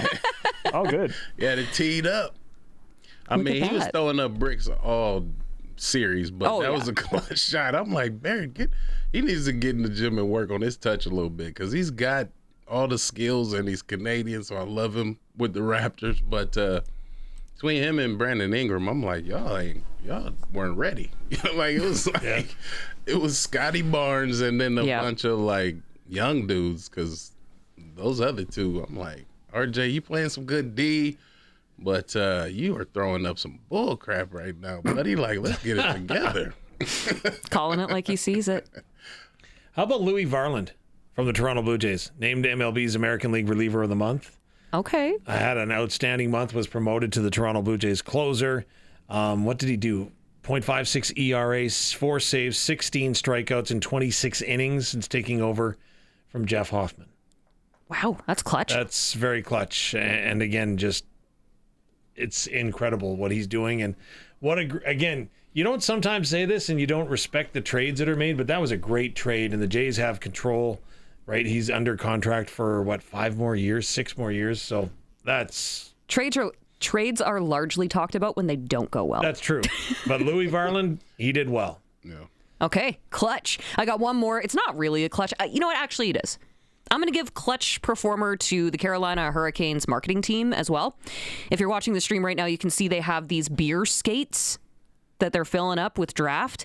They look pretty sick, and they were a hit at a game over the weekend because they ended up selling 4,687 beer skates sold. So that was 1 in every 4 fans had purchased one of these bad boys. It's a lot of beer. I wonder how much more it costs than a regular, like, schooner or something. Probably double. You're right. I would be willing to guess. I mean, you got a little keepsake. Yeah. I mean, I would be way more into it if I could like take the same one back and get a refill for like less. I don't know if Discount. that's what they were doing. I That would would have be bought one smart. for sure if I could. You know what I mean? Yeah. Have you heard of the shoey? The shoey. It's Pardon? where you drink champagne or beer out of a shoe. And I've seen people do that, and I'm like, never be me. No. see, I thought it was a pill country thing. I honestly did, but it's actually Australian. They actually do it in Australia in a number of events, and they call it the shoey. You guys can ask Mark about it on the call-in show. There you go. Oh, yeah. Good day, Mark. Haven't heard from him in a while. Yeah, we'll have to ask him about that. Down. Yeah. I will forget, so I'm leaning on you with this one, Wes. Okay, so those are your clutch performers brought to you by Keln Solar, installing solar in residential and commercial buildings for 35 years. Local and trusted Keln Solar. Visit kelnsolar.com. By the way, if you missed out on any of the conversations we've had so far with Joel Lipinski, or, our first half of the discussion with Wes Cates where he almost got a parking ticket, or any of the other shows or any of the other conversations we're having coming up on the show, you can always go back, listen in podcast form, wherever you get your podcasts, YouTube as well. It's brought to you by Freeze Tallman Lumber. Big Trex decking sale on this week. Fort Capel and Regina. Delivery available. And I was sent this by Barney. He said, don't be like Glenn Suter, get Trex decking. I don't know what that means, but I'm assuming that he Glenn's got a problem with his lawn, some beetles and stuff. His lawn doesn't look good. Okay. I'll leave it there. Okay, fair enough. So go to Freeze Tallman Lumber. Don't be a Glenn Suter. All right. Oh, you got Friend of the show. The lawn got infested by some bad lumber. Is that where we're going? Is that the No, some dots were beetles connected? that eat up the ground, burrow in the ground, and make his grass look bad. Oh, I've great. got a picture of it somewhere. I'll find it. Oh, we love that. Jeez. Well, that was your clutch performer. Real quick, pivoting back to training camp. What position are you going to be focusing on, Wes? I know you mentioned the receivers a little bit there, but what else are you kind of looking at? Which group? Well, I think the fact that, we've had a couple of D linemen, retire, leave for some more money. A.J. Allen left for, to Ottawa. So I think just that front seven defense, who's like really making plays, who's kind of hard to move, and who's, I think, like I said, kind of at the top of the hour or the interview was, that's the only area of this Riders team that I'm worried about. I think they've got enough receivers. Obviously most of the O-line is back. You got your quarterback, running back. DBs are stacked. It's just really linebacker, but that's probably your most important part of your team is your D-line and linebackers. It's pretty important. Like, outside of a good QB. I'm really curious, and again, Luke would mock me for saying this. Good But- start.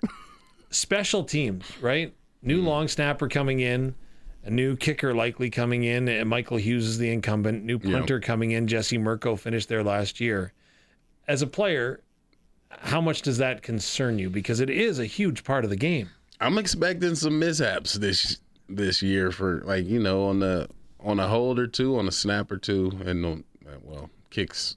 Obviously you're maybe going to miss it. It's not like some kicker's going to come in and go 100%. But I'm just saying, it's a big part of the game that people don't think about. But if you've ever been a player to even mess around and try to or be forced into doing something like that, like I remember Weston Dressler was one of those guys who kind of could do a little bit of everything, and I feel like one game he almost had to. Well, he used to be a holder. He used to hold, and I think one game he almost had to kick or something because muscle was tightening up. I can't remember, but anyway, like those things, like that long snapping, like you can go to the league off of just being able to get the ball back precisely to a holder quick. I mean, like to snap a ball and get it back there, and you know what I mean, in a short amount of time, accurate is a way tougher skill than most people realize. So to kind of not know who your long snapper is going to be, I would say is a big worry.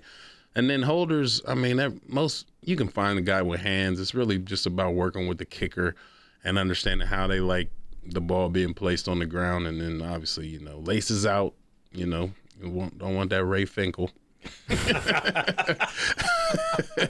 And that's the big thing about it, right? So it's a big part of the game. Like, nobody ever thinks about it, but it's crucial. And if you're in a situation where now you're deciding to try to go for it instead of kicking a makeable field goal to maybe get within a score or take the lead, then you can see how it's going to affect the scoreboard in the win-loss column as well. Okay, give me a percentage, right? Like, how many times does a professional football athlete mess up in a game?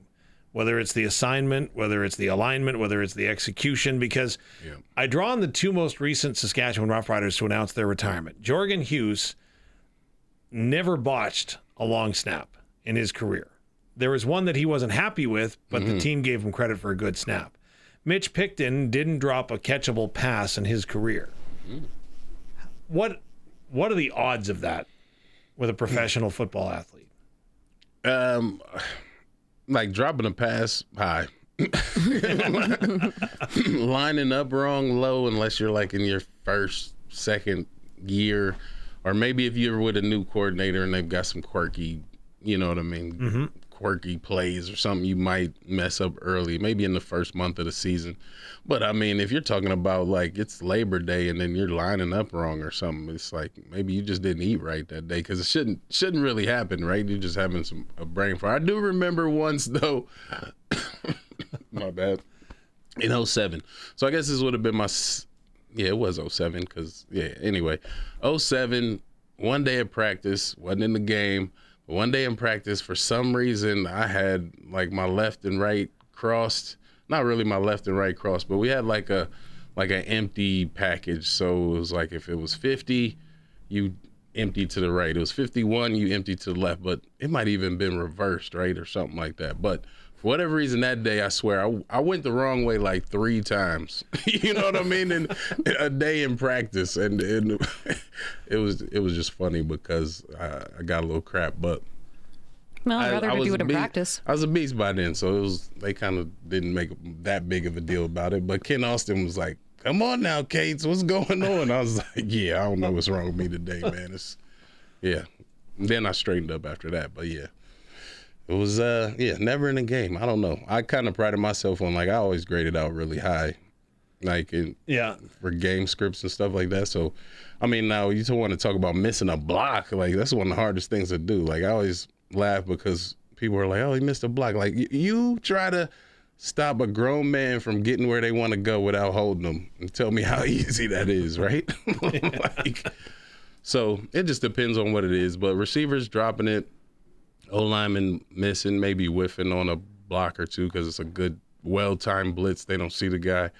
I can see that happen almost weekly, but as far as lining up wrong or, maybe a guy gets a little anxious. And that's another thing. In the CFL, like, it's hard to even jump a snap count because everybody can be in motion. So, really, the O-linemen are the only people that have to worry about jumping the snap count. Everybody else can flinch, and it's kind of cool. What about defensive backs?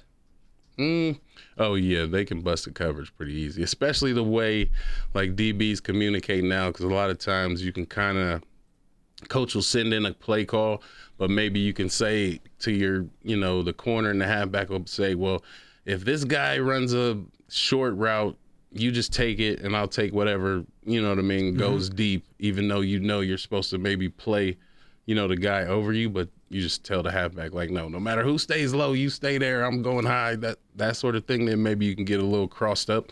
But I'd say, coverage is tough too, because, you might be in good coverage and still get beat. But blowing coverages, we saw it a few times last season when it really mattered, right? So I still say it only happens to young guys or guys that are new to the system for the most part. Should ask Suits how many times that happened, because Rider Nation always blamed him no matter what. Just throwing that out there, right? So as training camp gets going, we fans in the stands can sit there and go, oh, wow, that guy caught 3 balls, 300 yards. Like, look at this. This guy's amazing. What should we actually be watching for aside from who's making the catch? I think, or any position that, for that matter, right, that's having success on the field. Well, what are the coaches watching, and what should we watch if we want to get that inside scoop on who's got the inside track to be on this roster? I think who's making, as far as if you're going to practices every day, I would say, who's getting yelled at for messing up. You know what I mean?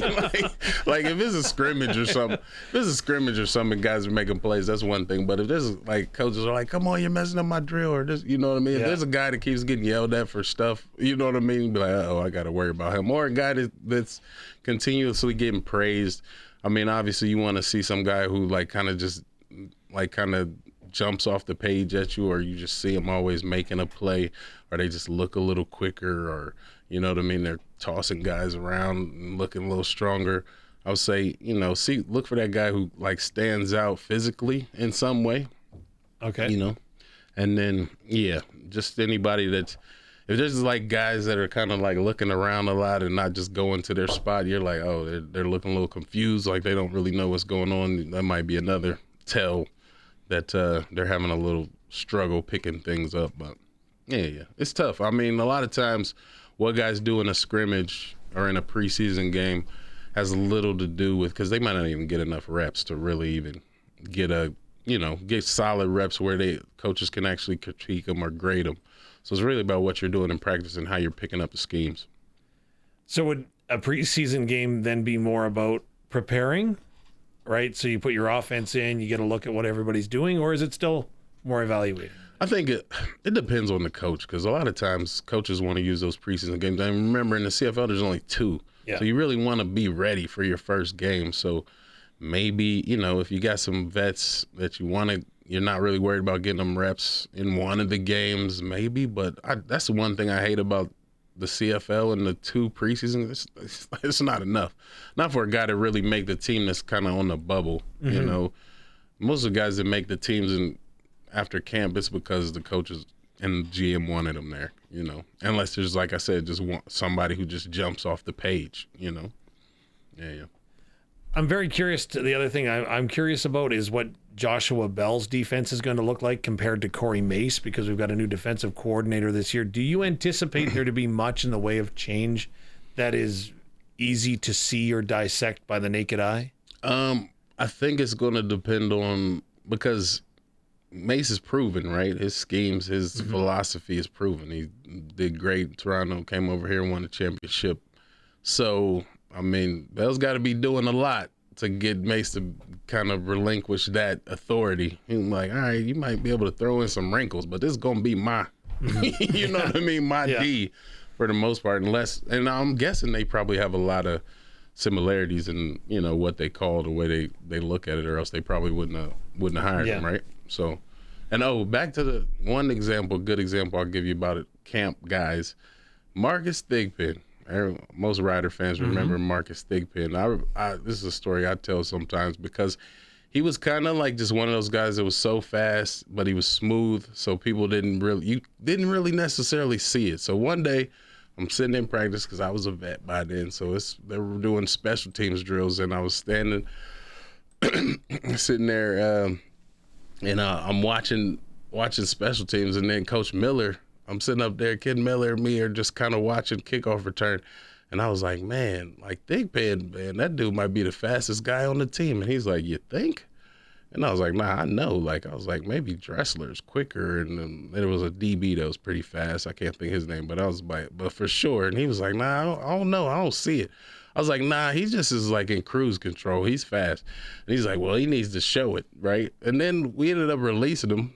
And then this dude goes to Hamilton and scores 5 different ways in 6 games. Ends up in the NFL for 5 seasons. So it's kind of just about your demeanor, you know what I mean? And how you present, that stuff is important. Would you ever take that message to Marcus Thigpen himself, right? I don't know if because I've talked to Thig. I don't know if I've ever told him that. Yeah. But I mean, he don't care. He ended up going to Buffalo. He made out better in a lot of ways. He went to Buffalo, did his thing, had a few years in the NFL, then came back, had some more fun in the CFL. He done written a book. He's doing all right. I'm going to go left field here real quick. So the Riders signed an offensive lineman, free agent. Oh, yeah, my mic is on. Have you played with or against a guy this big? Percy Lewis IV, 6'8", 380 pounds. Whew. How nice would that be to run behind that too? 380? Yeah. Yep. I got to see him move, man. That sounds like he's just standing in the way. Senior. Played his senior season at Ole Miss, so he played SEC. Luke said he's never seen anyone that large, and he's not going to be caught standing next to him because he'll make him look small. Yep. Yeah. I gotta watch some film, see how his feet are. See if he's got some. If he's got some feet, like if he can move at that size, I'm scared. Yeah, for real. I don't want to be no D lineman lining up against that, man. That's the type of dude that'll hurt you just falling on you or something. You know what I mean?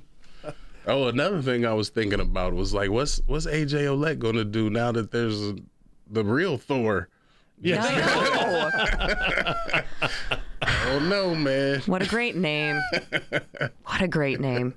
I think we probably need to take a break here. Sorry, lost track of time there. So let's take a quick break. Back with the ticker in a second here. It's the Sports Cage on 620 CKRM and streaming at sportscage.com. All right, round 2, NHL playoffs. Flyers in Carolina to face the Hurricanes right away here. Hurricanes up 1-0 in that series. Ducks taking on the Knights in game 1 of that series as well, and that'll be in Sin City. The NHL have cleared Leafs' new GM, John Chayka, of tampering charge because they were investigating him. Apparently, he was speaking with another team without the franchise's approval. That was not, in fact, the case, or at least they didn't find anything to back that up. So he's cleared. Also, not only was he introduced to media today and Leafs fans, but also Mats Sandin, also new member of the Maple Leafs front office. MLB, you got the Toronto Blue Jays in Tampa Bay facing the Rays this afternoon here. That just got underway not too long ago. Eric Lauer on the mound for the Bluebirds. Riders added 4 Saskatchewan prospects to their training camp roster, including national running back Peter Borscht from the Regina Thunder, Corbin Eben of the Saskatoon Hilltops, and receiver Benjamin Walls of the Regina Thunder. And they also invited Jake Farrell to join them for their CFL quarterback internship program. Also signed 4 other players: Reed Hughes, Billy Jonas Pernier, Nathan Pickering, Carson Sombach of the Rams as well. You'll recognize that name. And then they also signed 5 out of the 8 players the team selected in the draft next week. Our poll right now: which NHL first-round playoff upset is the most surprising? You can let us know by going to sportscage.com right now. On the other side of 5 o'clock, we will have Darian Durant swinging by. First, we got your news, so hang tight. It's a Sports Cage, 620 CKRM, streaming at sportscage.com. Thank you for taking the time. I'm Teagan Witko, joined by Dave Thomas, voice of your Saskatchewan Roughriders, and Colson Schultz on the controls, keeping us on the air. 620 CKRM on the stream at sportscage.com, X, our YouTube as well. Join in the conversation at any point. 306-936-6262 is the Prairie Land Rentals text line. We've only gone off the rails maybe once or twice today. We did avoid having Wes get a parking ticket. True. That is all on Dave Thomas because he saved the day. I'm really hoping for a clutch performer for that effort next week.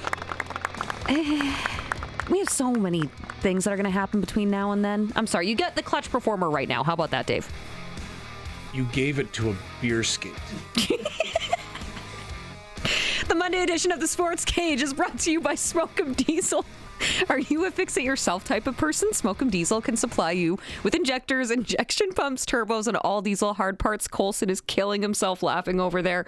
And I do not... Oh, by the way, I also missed this in the sports ticker just before the 5 o'clock news. Lumsden, Saskatchewan's own Riley Schick signed with the Hamilton Tiger Cats today.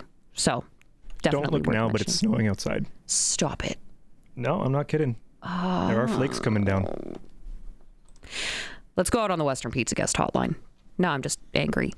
Dan Croft Electric, joining us on the Western Pizza guest hotline. I am so sorry, Dan. As I mentioned, we've talked conspiracy theories, and we got off the rails with Wes Cates all last hour, and we did not call you on time. No worries. I just looked out the window. I'm more worried about that snow he's talking about. Yeah. I don't see anywhere at the world headquarters of Croft Electric, so that means it's fake news. So. Colson, that's all coming out on May you. the 4th be with you, right? Isn't that today? Yeah. I don't really want to talk about it. But are you a Star Wars guy? Like, honestly. Yeah, I grew up. Yeah, I was. Yeah, I am. I mean, I'm more excited for tomorrow, but that's Cinco de Mayo, and it lands on Taco Tuesday. Like, look at that stuff. That's the clutch performer right there. Okay. Crofty likes a good Taco Tuesday. I can appreciate that. You betcha. I hate to say this, but when it comes to work around my home. Sometimes I rely on the force to help me with my electrical problems. But I don't need to do that when I know a guy like Dan Croft in Croft Electric, because you can get us hooked up, set up, and make sure that preventative maintenance is done before we have to rely on the Death Star coming towards us. The force is strong in you. Yeah, for sure. No, don't rely on the force when it comes to electrical around your home. Unfortunately, as much as you're sitting on the couch at home trying to like wheel your readers into your hand or a beer into your hand, it just doesn't work.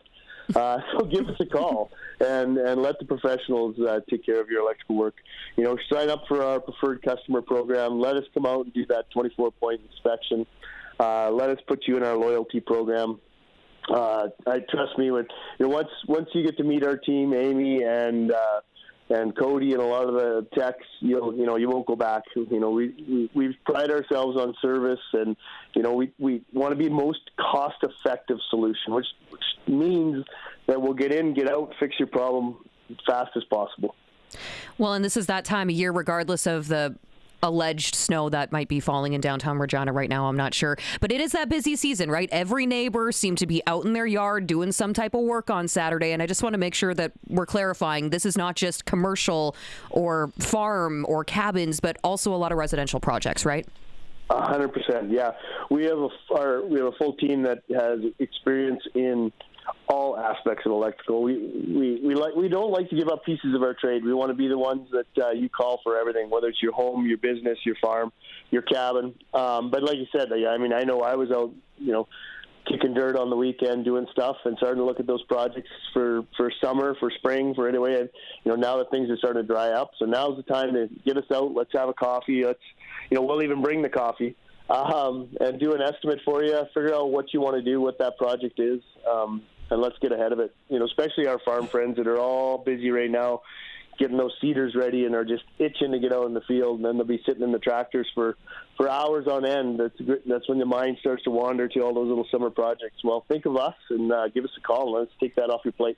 Crofty, Dan Croft, Croft Electric. Another reason to give him a call, because there is that adult peer pressure. Once all the projects and renos start happening in your neighborhood, you want to make sure that you have everything ready to go, and Crofty is there to help you out. So give us that phone number again.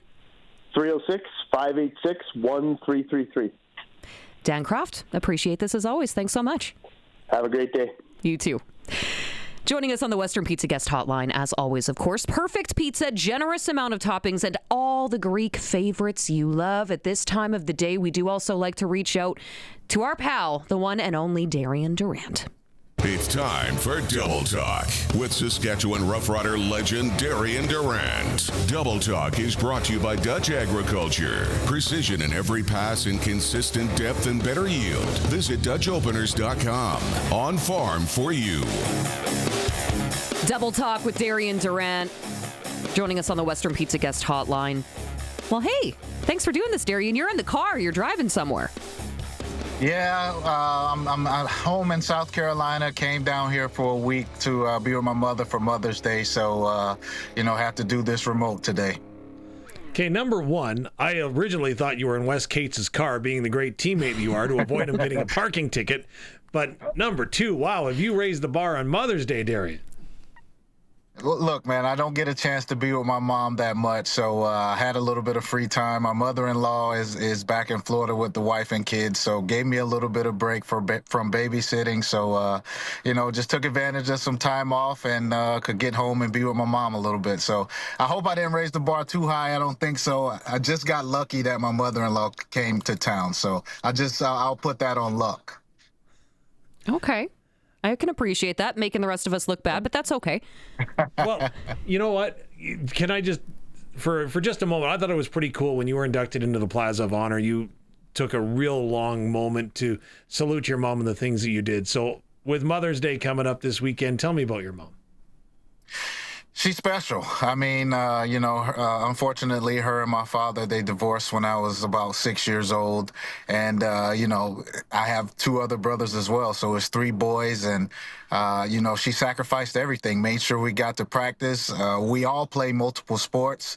So, we were able to just make practice every single week, the games, equipment.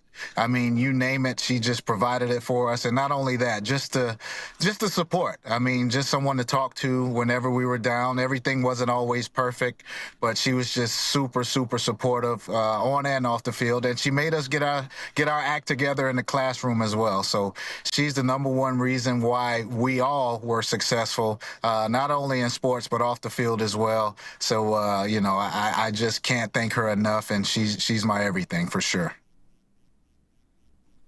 She sounds like a fantastic woman. I hope that you're going to spoil her like crazy while you're there. Yes, this is her week. It's a week-long thing, so not just on Sunday.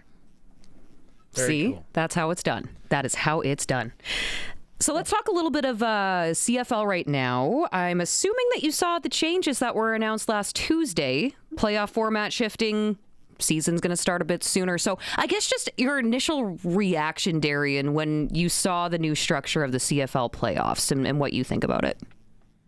Well, I was kind of torn. I mean, from the business side, I think it's amazing. You don't have to worry about teams resting players or, there's important games all throughout the season and especially going into the playoffs. So, I mean, you want the fans' attention to be locked in the entire season. You don't want empty stadiums in the last weeks of the stadiums, given that your team may either be out of the playoffs or a team is resting guys. So you want full support for the entire season. So I get that from a business perspective. But from a player's perspective, you want that bye. You want that rest. You want to work hard all season long to be able to, save guys who may be a little bit nicked up. And you work hard all season to get that opportunity to have the first seed, the automatic, Western final or home game. So there's some things that you work for during the season that you may not be able to get now with the new format. But so that just makes me kind of torn about it. And like I said, being a little bit older now and understanding the business side, new commissioner, he wants to keep the engagement up. He wants to keep fans locked in for the entire season. I understand it from that angle as well. So I'm kind of torn. I'm basically 50-50 on it. Coming up on Wednesday, the start of rookie camp. First-year players are going to report. Jeremy O'Day has told a story about the first time that he reported at Toronto Argonauts camp, pardon me, and he had a piece of duct tape on the back of a chair with O'Day on it. And he said that was his welcome. Do you remember your first rookie or first-year players camp? Yeah, I do. I mean, I remember it like it was yesterday. There was hail, rain, just inclement weather the entire camp for the most part.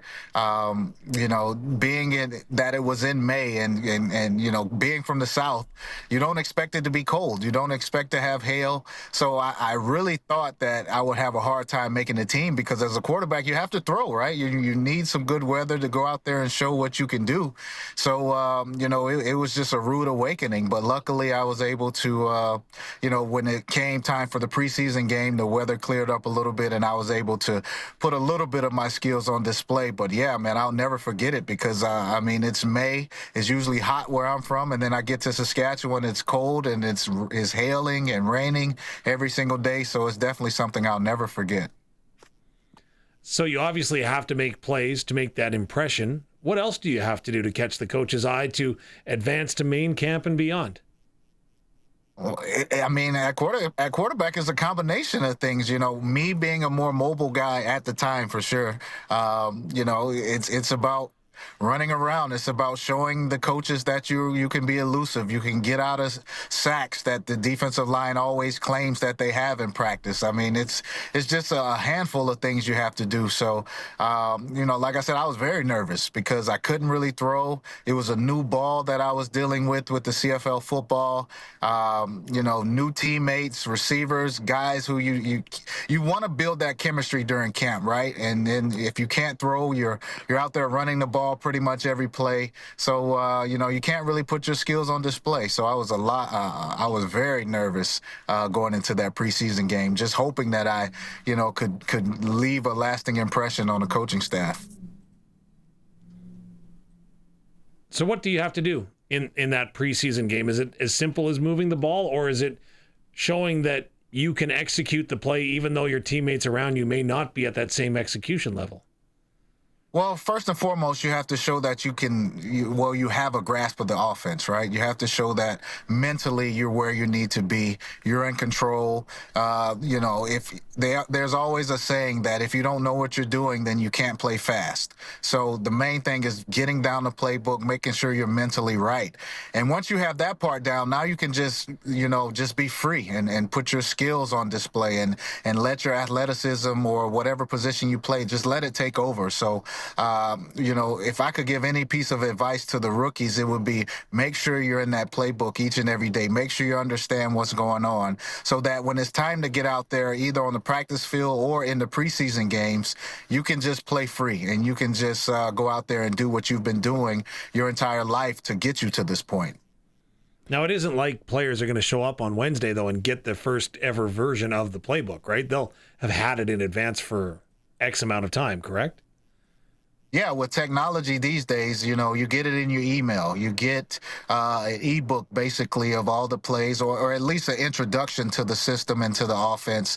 So you pretty much the entire winter and spring to kind of figure out what's going to be implemented, and of course the entire playbook is not out there on day one, but you definitely get a basic or dumbed down version for the most part of things you can expect going into rookie camp. So like I said, with technology, it's a lot easier to get ahead and kind of get an understanding of what you're going to face when it comes time to for day one of rookie camp. So for a player coming in as a rookie, how important is that balance, especially when it comes to eagerness and confidence when you're on the field? Yeah, you're going to want to go out there and just try to make the home run play or show the coaches that, you can put the ball in the end zone, because that's what it's all about, right? If you don't score points, then you can't win, or you can't at least give yourself a chance to win. So a lot of guys are going to come in and they're just going to try to make the big play. If you're a DB, you want an interception instead of showing that you can cover. If you're a receiver, you want to run before you catch the ball. So it's all about fundamentals, making sure that you can really, really just not try to do too much, but just show that you can make the play that you need to make. And then once you can do that, then you show that you're a real playmaker and you can either take a pick to the house or you can throw a long bomb for a touchdown, or if you're a receiver, make the spectacular catch. So it is a tough balance. It really is. But for the most part, you really just need to show that you understand the game, you understand what's going on, and then you show your playmaking ability. Darian Durant, because there's an odd number of teams in the league, the preseason is a unicorn in the Canadian Football League. So the Roughriders are going to practice for 2 weeks, play 2 games in the span of 5 days, have another week of training camp, and then a bye week, then the regular season starts. What I'm getting at is, with you being the veteran that you were, was there like a mental checklist that you had to go through to make sure that you were prepared from training camp into the start of that regular season, while other guys are being evaluated, but still needing to be sure that you were ready? Yeah, it's tough because the preseason is so short, and then with you being a vet, that you haven't been tackled in 6 months. You haven't hit the ground. You have to really be ready for the physical part of the game as well. It's so tough. And then with the reps, you're going to get a lot of the reps, but also the younger guys are going to want some of those reps and get some of those reps because they're the ones that are going to be playing in the preseason games for the most part. So it's definitely a tough balance, but I wanted to get out there in the preseason and get hit, kind of hit the ground a little bit, brace myself, for some of the bigger guys that are going to be falling on you, or the hits you're going to take where you hit the ground. So that's the tough part, is the tackling. You can't tackle in CFL especially in training camp. You can't tackle. Your first full-time contact is going to be in the preseason games, and then your full go on week 1. So you have to try to find that balance, and hopefully with Saskatchewan being such a veteran team, some of the guys can kind of get out there and get a few reps in the preseason, not too many to where you put yourself at risk, at high risk, because every time you step out there, you're at risk. But you got to start hitting the ground. You got to feel some of those hits. You have to be in the physical type condition to endure a full season. So it's definitely a tough balance. And I hate it for the coaches because you want your starters to get out there. You want your vets to get out there, but you also want to have them healthy. So it's a tough position to be in. It fascinates me in conversations with you, Darian, and Trevor Harris as well, in just hearing what you see during a play. Is there a training camp for your eyes or your mental ability to understand what is being presented in front of you? I think more than anything, it's about the speed, right? When you're out there and you're just training and you're throwing to receivers on air, you just can't emulate the speed of actual practice. You can't emulate, guys being held and jerseys being tugged when it comes to a DB being out there because there's no pads on during the off season. So more than anything for your eyes, I think you have to just get back used to the speed of the game, speeding yourself up a little bit, maybe your footwork, having to speed that up. And then, of course, in the off season, you can never emulate 4 or 5 blitzers coming at you or defensive linemen coming at you. That's the tough part as well. Your throwing lanes, your different arm angles, different things like that you're going to have to switch up that you can't really train for during the offseason. So, it's definitely different. But I think for Trevor being at this young age that he is right now. He's seen it all. He's been in every single situation. So the main thing for him is just to get out there and get the speed of the game down pat and get back in cohesiveness with the receivers.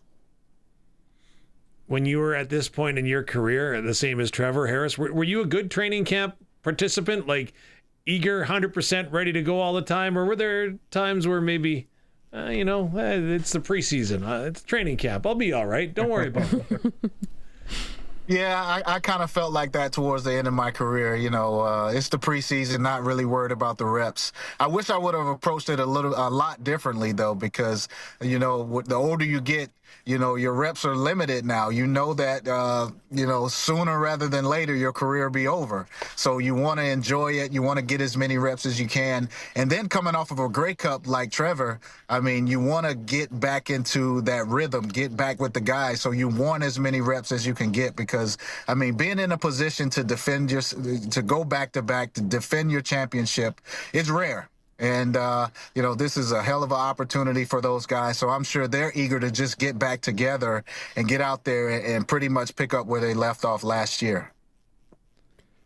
As we look at the roster and the way it's constructed heading, out of the off season, what interests you the most when we look at training camp and everybody who's going to be on the field? What group is catching Darian Durant's attention?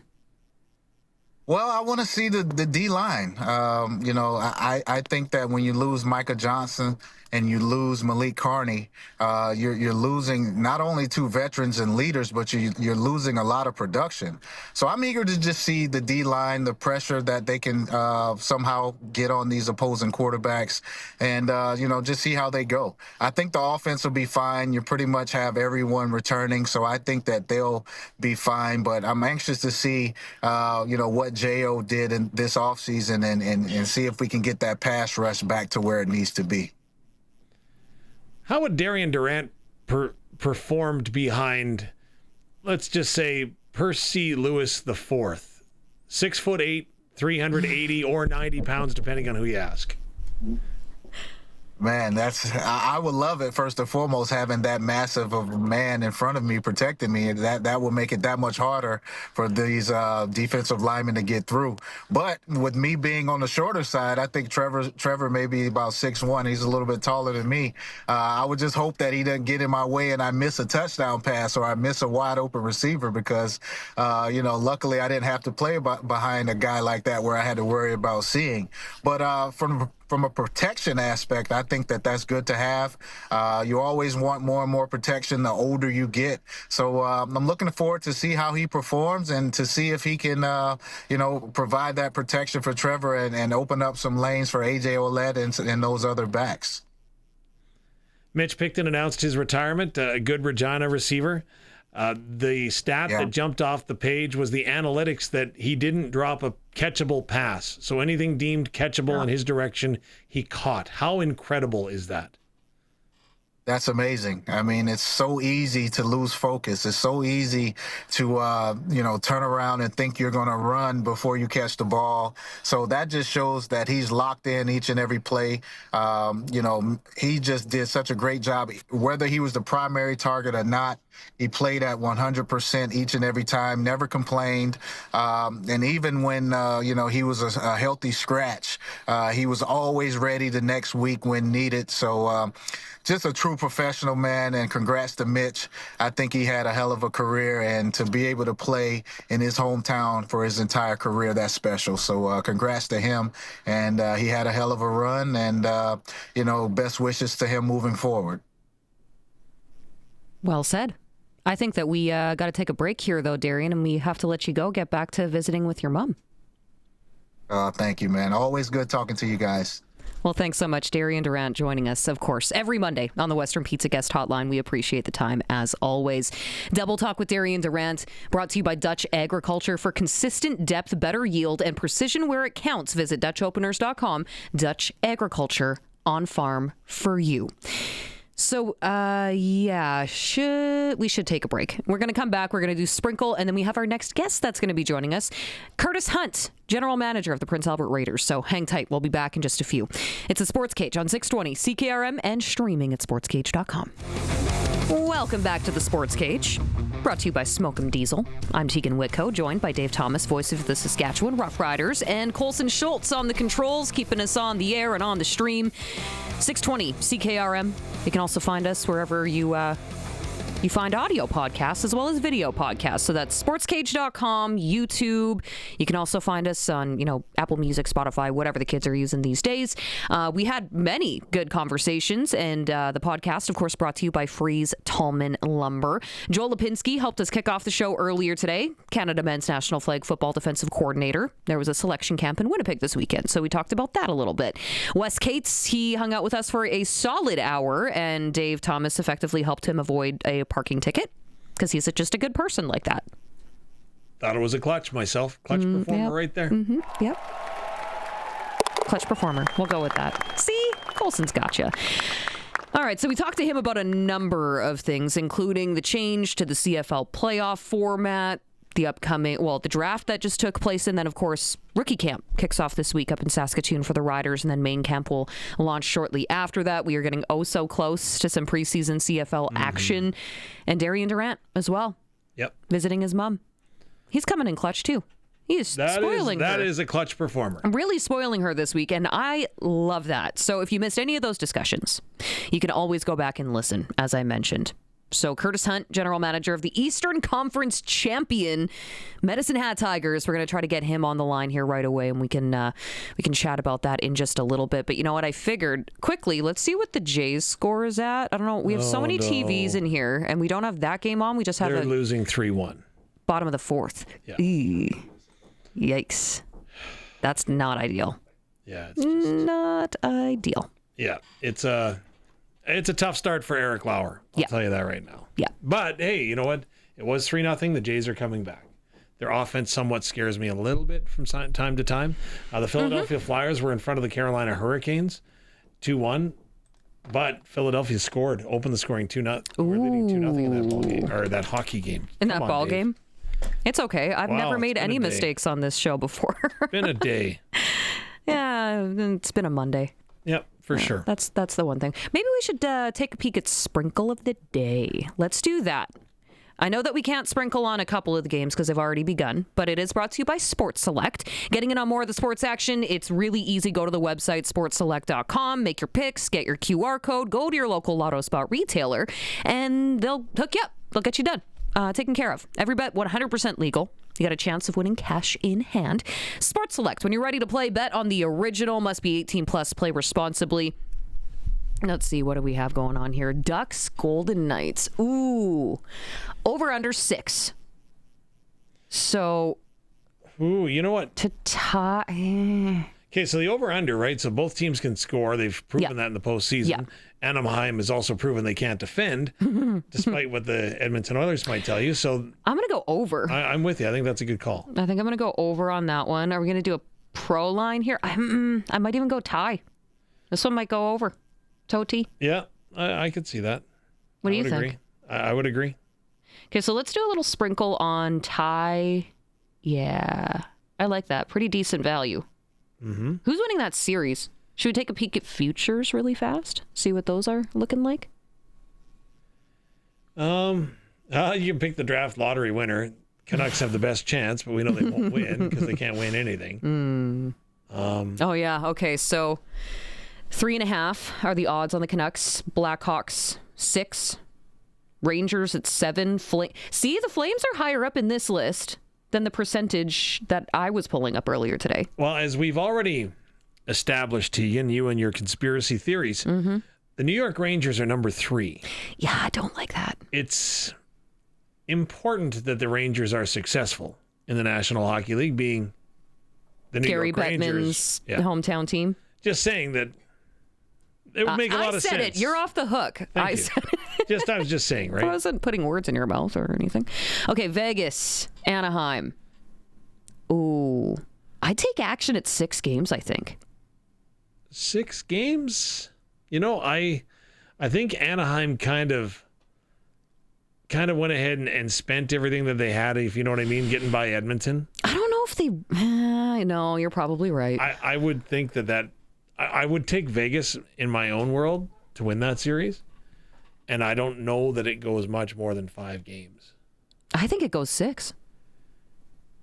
So you and I could each do our own separate sprinkle. I read one analyst telling me that that series is such a mismatch that Vegas will win it in 3. See, but I also think that Vegas has got some tired legs too. They do, and I'm really questioning Carter Hart in goal as well. I mean, there's been a large chunk of people who've been questioning that since he came to Vegas. Went to Vegas. Yeah. After he was able to be reinstated. Yes. So, I don't know. I think, I'm still going to be taking, obviously, Vegas, but I do think it goes 6. I think it's going to be a little bit messy, but that's sometimes the best hockey to watch. I would, you know what, I would go with you. Mm-hmm. I would agree with you. So I've convinced you? Very valid points. Yes, you have convinced me. Okay. That's where I would bet your money. No, we're betting Wes Cates' money, the money he saved by not having to pay a parking ticket. We can call him up, right? True. He'd help us out. Okay, that is your sprinkle of the day. Yes, you can bet on futures as well as we just did. So if you want to bet on a series or Stanley Cup in general, maybe you want to sprinkle a little action on NASCAR or Super Bowl as we get closer. NBA final, still time. WWE. WWE. I hate that you can bet on that. Anywho, that was your Sports Select sprinkle of the day. I'm assuming we're ready to head out on the Western Pizza Guest Hotline. Fantastic. Thank you so much, Colson. So Western Pizza Guest Hotline joining us now, Curtis Hunt, General Manager of the now Eastern Conference champion Prince Albert Raiders. That's got to sound pretty good, doesn't it, Curtis? That sounds fantastic. And hello, guys. Thank you for bringing me out today.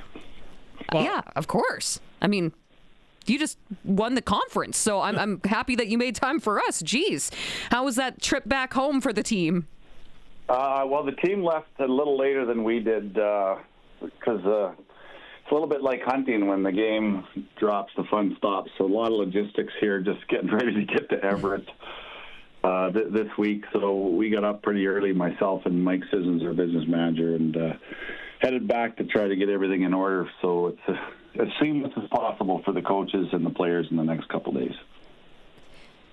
Can you tell me a little bit about that series? Got off to the great start, game number 1, game 2, game 3. Again, a little bit of a misstep, misfortune, I thought in game 3 maybe a little bit. But what was your take on the series as a whole? Well, we've got a team. We're playing a team one. They've been there, so they're seasoned in terms of understanding a series, understanding it's every shift. It's what 5 seconds can either cost you or hurt you. And I like the way we approached the series. I think we obviously came out in game 1 firing on all cylinders. Maybe took a step back in game 2, but really game 2 it was a 2-0 game. We had a power play with 10 minutes left in the third. Had some great chances, and then gave up an empty netter, another one, and then kind of a goal that didn't matter in the end. And the 5-0 score I don't think reflected that game at all. I agree. Maybe let one get away in game 3 in Medhat, the overtime game. But that's the way that team, they've got some, obviously elite defensemen. Like Pickford scored 48 goals or 49 or whatever the number was. And Jonas Wu is a 32-minute player. I don't think the kid ever gets tired. It's just something to watch them play. It's always better to watch them play when it's not against your team. But our guys stuck with it. Found a way to stay with our game.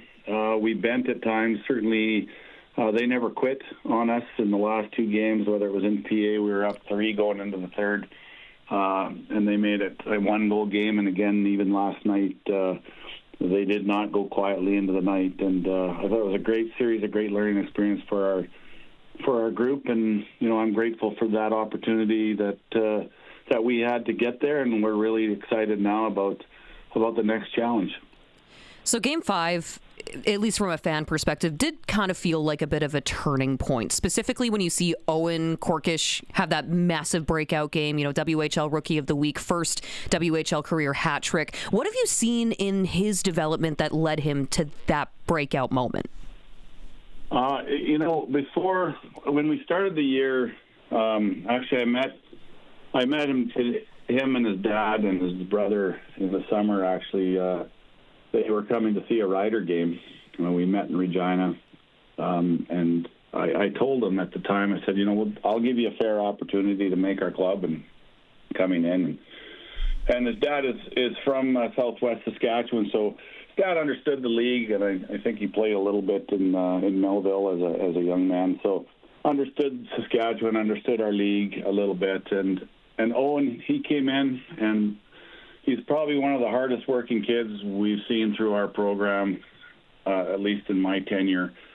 And we started the season, he actually started on that top line. And, unfortunately, we lost Gorzinski, who was on that top line. But it was very seamless for us because before we made the moves, Owen was playing with Orion and with Doobie. And, he stepped right in, and his tenacity, his work ethic, he goes to tough areas, and he was rewarded. And it couldn't have happened at a better time for us. Certainly a great moment for him as a player, and it didn't really surprise me because he's a kid that gets opportunities just on that work and that compete and that commitment to play the right way, the 200-foot game every single day. If I was asked to describe the Prince Albert Raiders in the Eastern Conference Final in a word, the word that I would use, Curtis Hunt, was composure, because it always seemed like everything was meticulous and detailed and never seemed to get away with emotion or anything else that can happen in the course of a series. Would you agree or have a different word? I think that's really fair, and I think you got to tip our hats to Ryan McDonald and Cole Bell and Connor Yanni, our coaching staff, how they manage our players' fatigue off the ice. They've got great support staff around them in the trainers and the fitness and the sports psych area of the game. But I think those guys have created an environment where the kids can have success, yet they can play that structured game as well as they have enough confidence in each other and in the structure and their own abilities that we never really did get rattled. And that's probably a real fair point by you. So I also got to credit our leadership. Our guys, they're Raiders.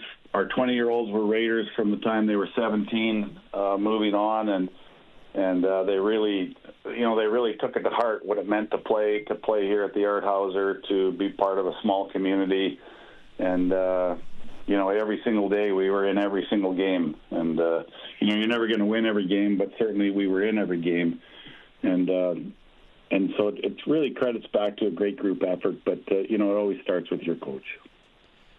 This is going to sound a little bit ridiculous, but the truth sometimes hurts. When we were remodeling our kitchen, we had an idea of what we wanted it to be at the end of it, and we had the plans put on paper with how we thought it would go. I bring this back to the trade deadline and the moves that you made. And again, no move is easy, but you obviously had a game plan and a blueprint for what you wanted it to look like. Is that what your team looks like?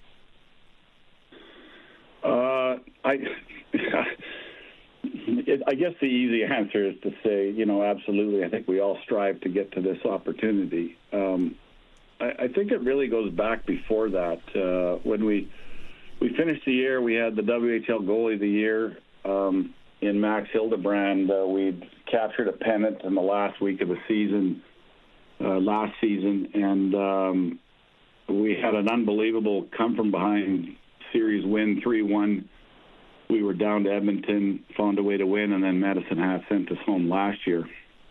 And we had a lot of questions going into this year, losing some key players, some scoring defensemen.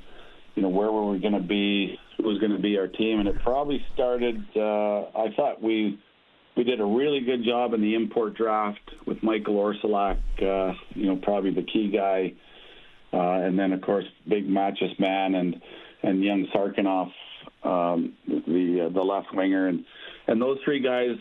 Import players are difficult because sometimes it takes a while to adapt to culture, language, food, time zone. You're away from home. You're away from your support system. I think a lot of times we have a lot of expectation on these players to adapt very quickly because they're a little bit older. But in our particular case, those three kids came in, and I think they all contributed. Well, obviously, Orsulak, I think most of Canada knows who he is, and certainly we were proud of that Raider mask. Unfortunately, beat Canada to send us to the bronze medal game. But those guys came in and played with composure right away, and then our veterans took over. And we talked about Corka. She jumped in on the top line and filled the hole. We had too many 20-year-olds, which became a real difficult decision for us. And it's one of those things where you're like, geez, we're right there. And I think being that close, I think really as a hockey operations staff, we said, I think we have an opportunity here. Let's throw a line in the water and see what's available. And so we were able to pick up McKegarty, who's just a good, hard-nosed, two-way player. He can play in all situations. Gorzinski from Calgary, I thought he had an unbelievable playoff last year.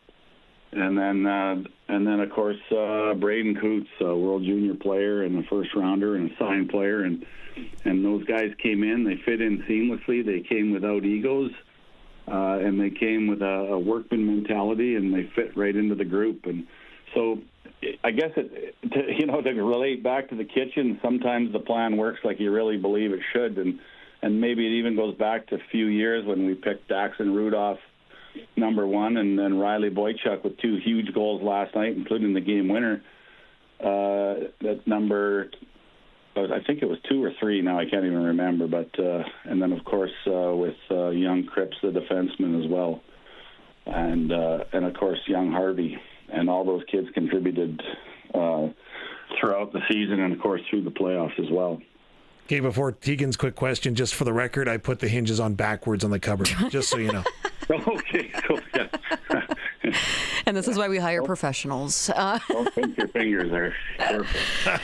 So it has been one heck of a ride so far throughout this season, Curtis, and I know the WHL final starts this Friday in Everett. What's the biggest challenge that awaits your group? I think the first thing is just the emotion. It's a tremendous building. It's got a great atmosphere. They've got great fans in Everett. It's going to be packed. It's, I believe, their first visit since their inaugural season to a league final. Now, I could be wrong. I haven't read the articles. But there's going to be a ton of energy. You want to get in that first game and you want to get a hit or a pass or get a shot on goal or a chip or just get through that first shift and then settle into our game. I think that'll be the biggest thing. As you guys mentioned, I think we've played with a ton of maturity all year. We've got great leadership. It's kind of weathering the storm early. They've been sitting there. They're chomping at the bit. They're well rested. They're probably more than healthy and ready to go. And I think we just have to try to match that energy right away and, get through that first few minutes of the game and then get settled into playing the way we play and what gives us the most success. Well, like I said, it's been a heck of a ride. Curtis Hunt, general manager of the Prince Albert Raiders. We got to let you go, but all the best in the final. And, we're going to be watching from afar. Well, I appreciate you guys having me on. And then next Tuesday, Wednesday, we're back at the Hauser. Watch that 50-50, guys. We will be. Thank you so much for this, Curtis. You bet. Have a great weekend. You too. Of course, Curtis Hunt joining us on the Western Pizza Guest Hotline. We got to take a break. We'll be back on the other side with a quick look at your sports ticker. It's the Sports Cage on 620 CKRM and streaming at sportscage.com. Philadelphia Flyers, Carolina Hurricanes. Hurricanes up in that series 1-0. The score right now, Flyers up 2-1 at the end of the first. Anaheim Ducks, Vegas Golden Knights go at it tonight in Game 1 of the series at 7:30 from Sin City. MLB, the Jays are in Tampa taking on the Rays. Eric Lauer started on the mound. And where are we at right now? 3-1 Tampa Bay, end of the fifth. Just went to commercial. Yeah. Okay, Saskatchewan Roughriders have been busy adding 4 Saskatchewan products to the training camp roster today. One of them being Jake Farrell as a CFL quarterback internship program attendee. And then Peter Borsch, Corbin Eben, and Benjamin Walls. They also added a couple of other players here. Nathan Pickering, Billy Jonas Pernier, Reed Hughes, Carson Sombach, and 5 of the 8 players the team selected in the draft last week. Also, Riley Schick, Lumsden, Saskatchewan's own, has signed with the Hamilton Tiger Cats. And that is a look at your sports ticker for Steelcraft Doors, made in Western Canada for Western Canada. Thank you so much for joining in the conversation on the Prairie Land Rentals text line throughout the afternoon. I do know that Roscoe was appreciating the chaos that was our conversation. Yeah. I think specifically with Wes Cates. But if you missed any of it, you can always go back, listen to it in podcast form, video, audio, wherever you get your podcasts. It is thanks to Fries Tallman Lumber. Thank you, Dave Thomas, for coming along for the ride. I know that you're going to be up in Saskatoon for the foreseeable future, covering Rider training camp as we get into the preseason. So thank you, as always, for being here. Thank you for having me. And thank you, Colson Schultz, for keeping us on the air. You guys are both clutch performers. You know that? Oh, thanks. Everybody gets a playoff spot. Everybody might as well get a clutch performer. Oh, ouch. The Monday edition of the Sports Cage brought to you by Smoke 'em Diesel. Signing off for the night. Thanks for taking the time and joining us. The Sports Cage on 620 CKRM and streaming at sportscage.com. Hey, thanks for listening to the Sports Cage podcast brought to you by Fries Tallman Lumber. It's more than just a lumber yard, locally owned, family grown, rooted in our community for 70 years. Located in Regina and Fort Capel and delivery available.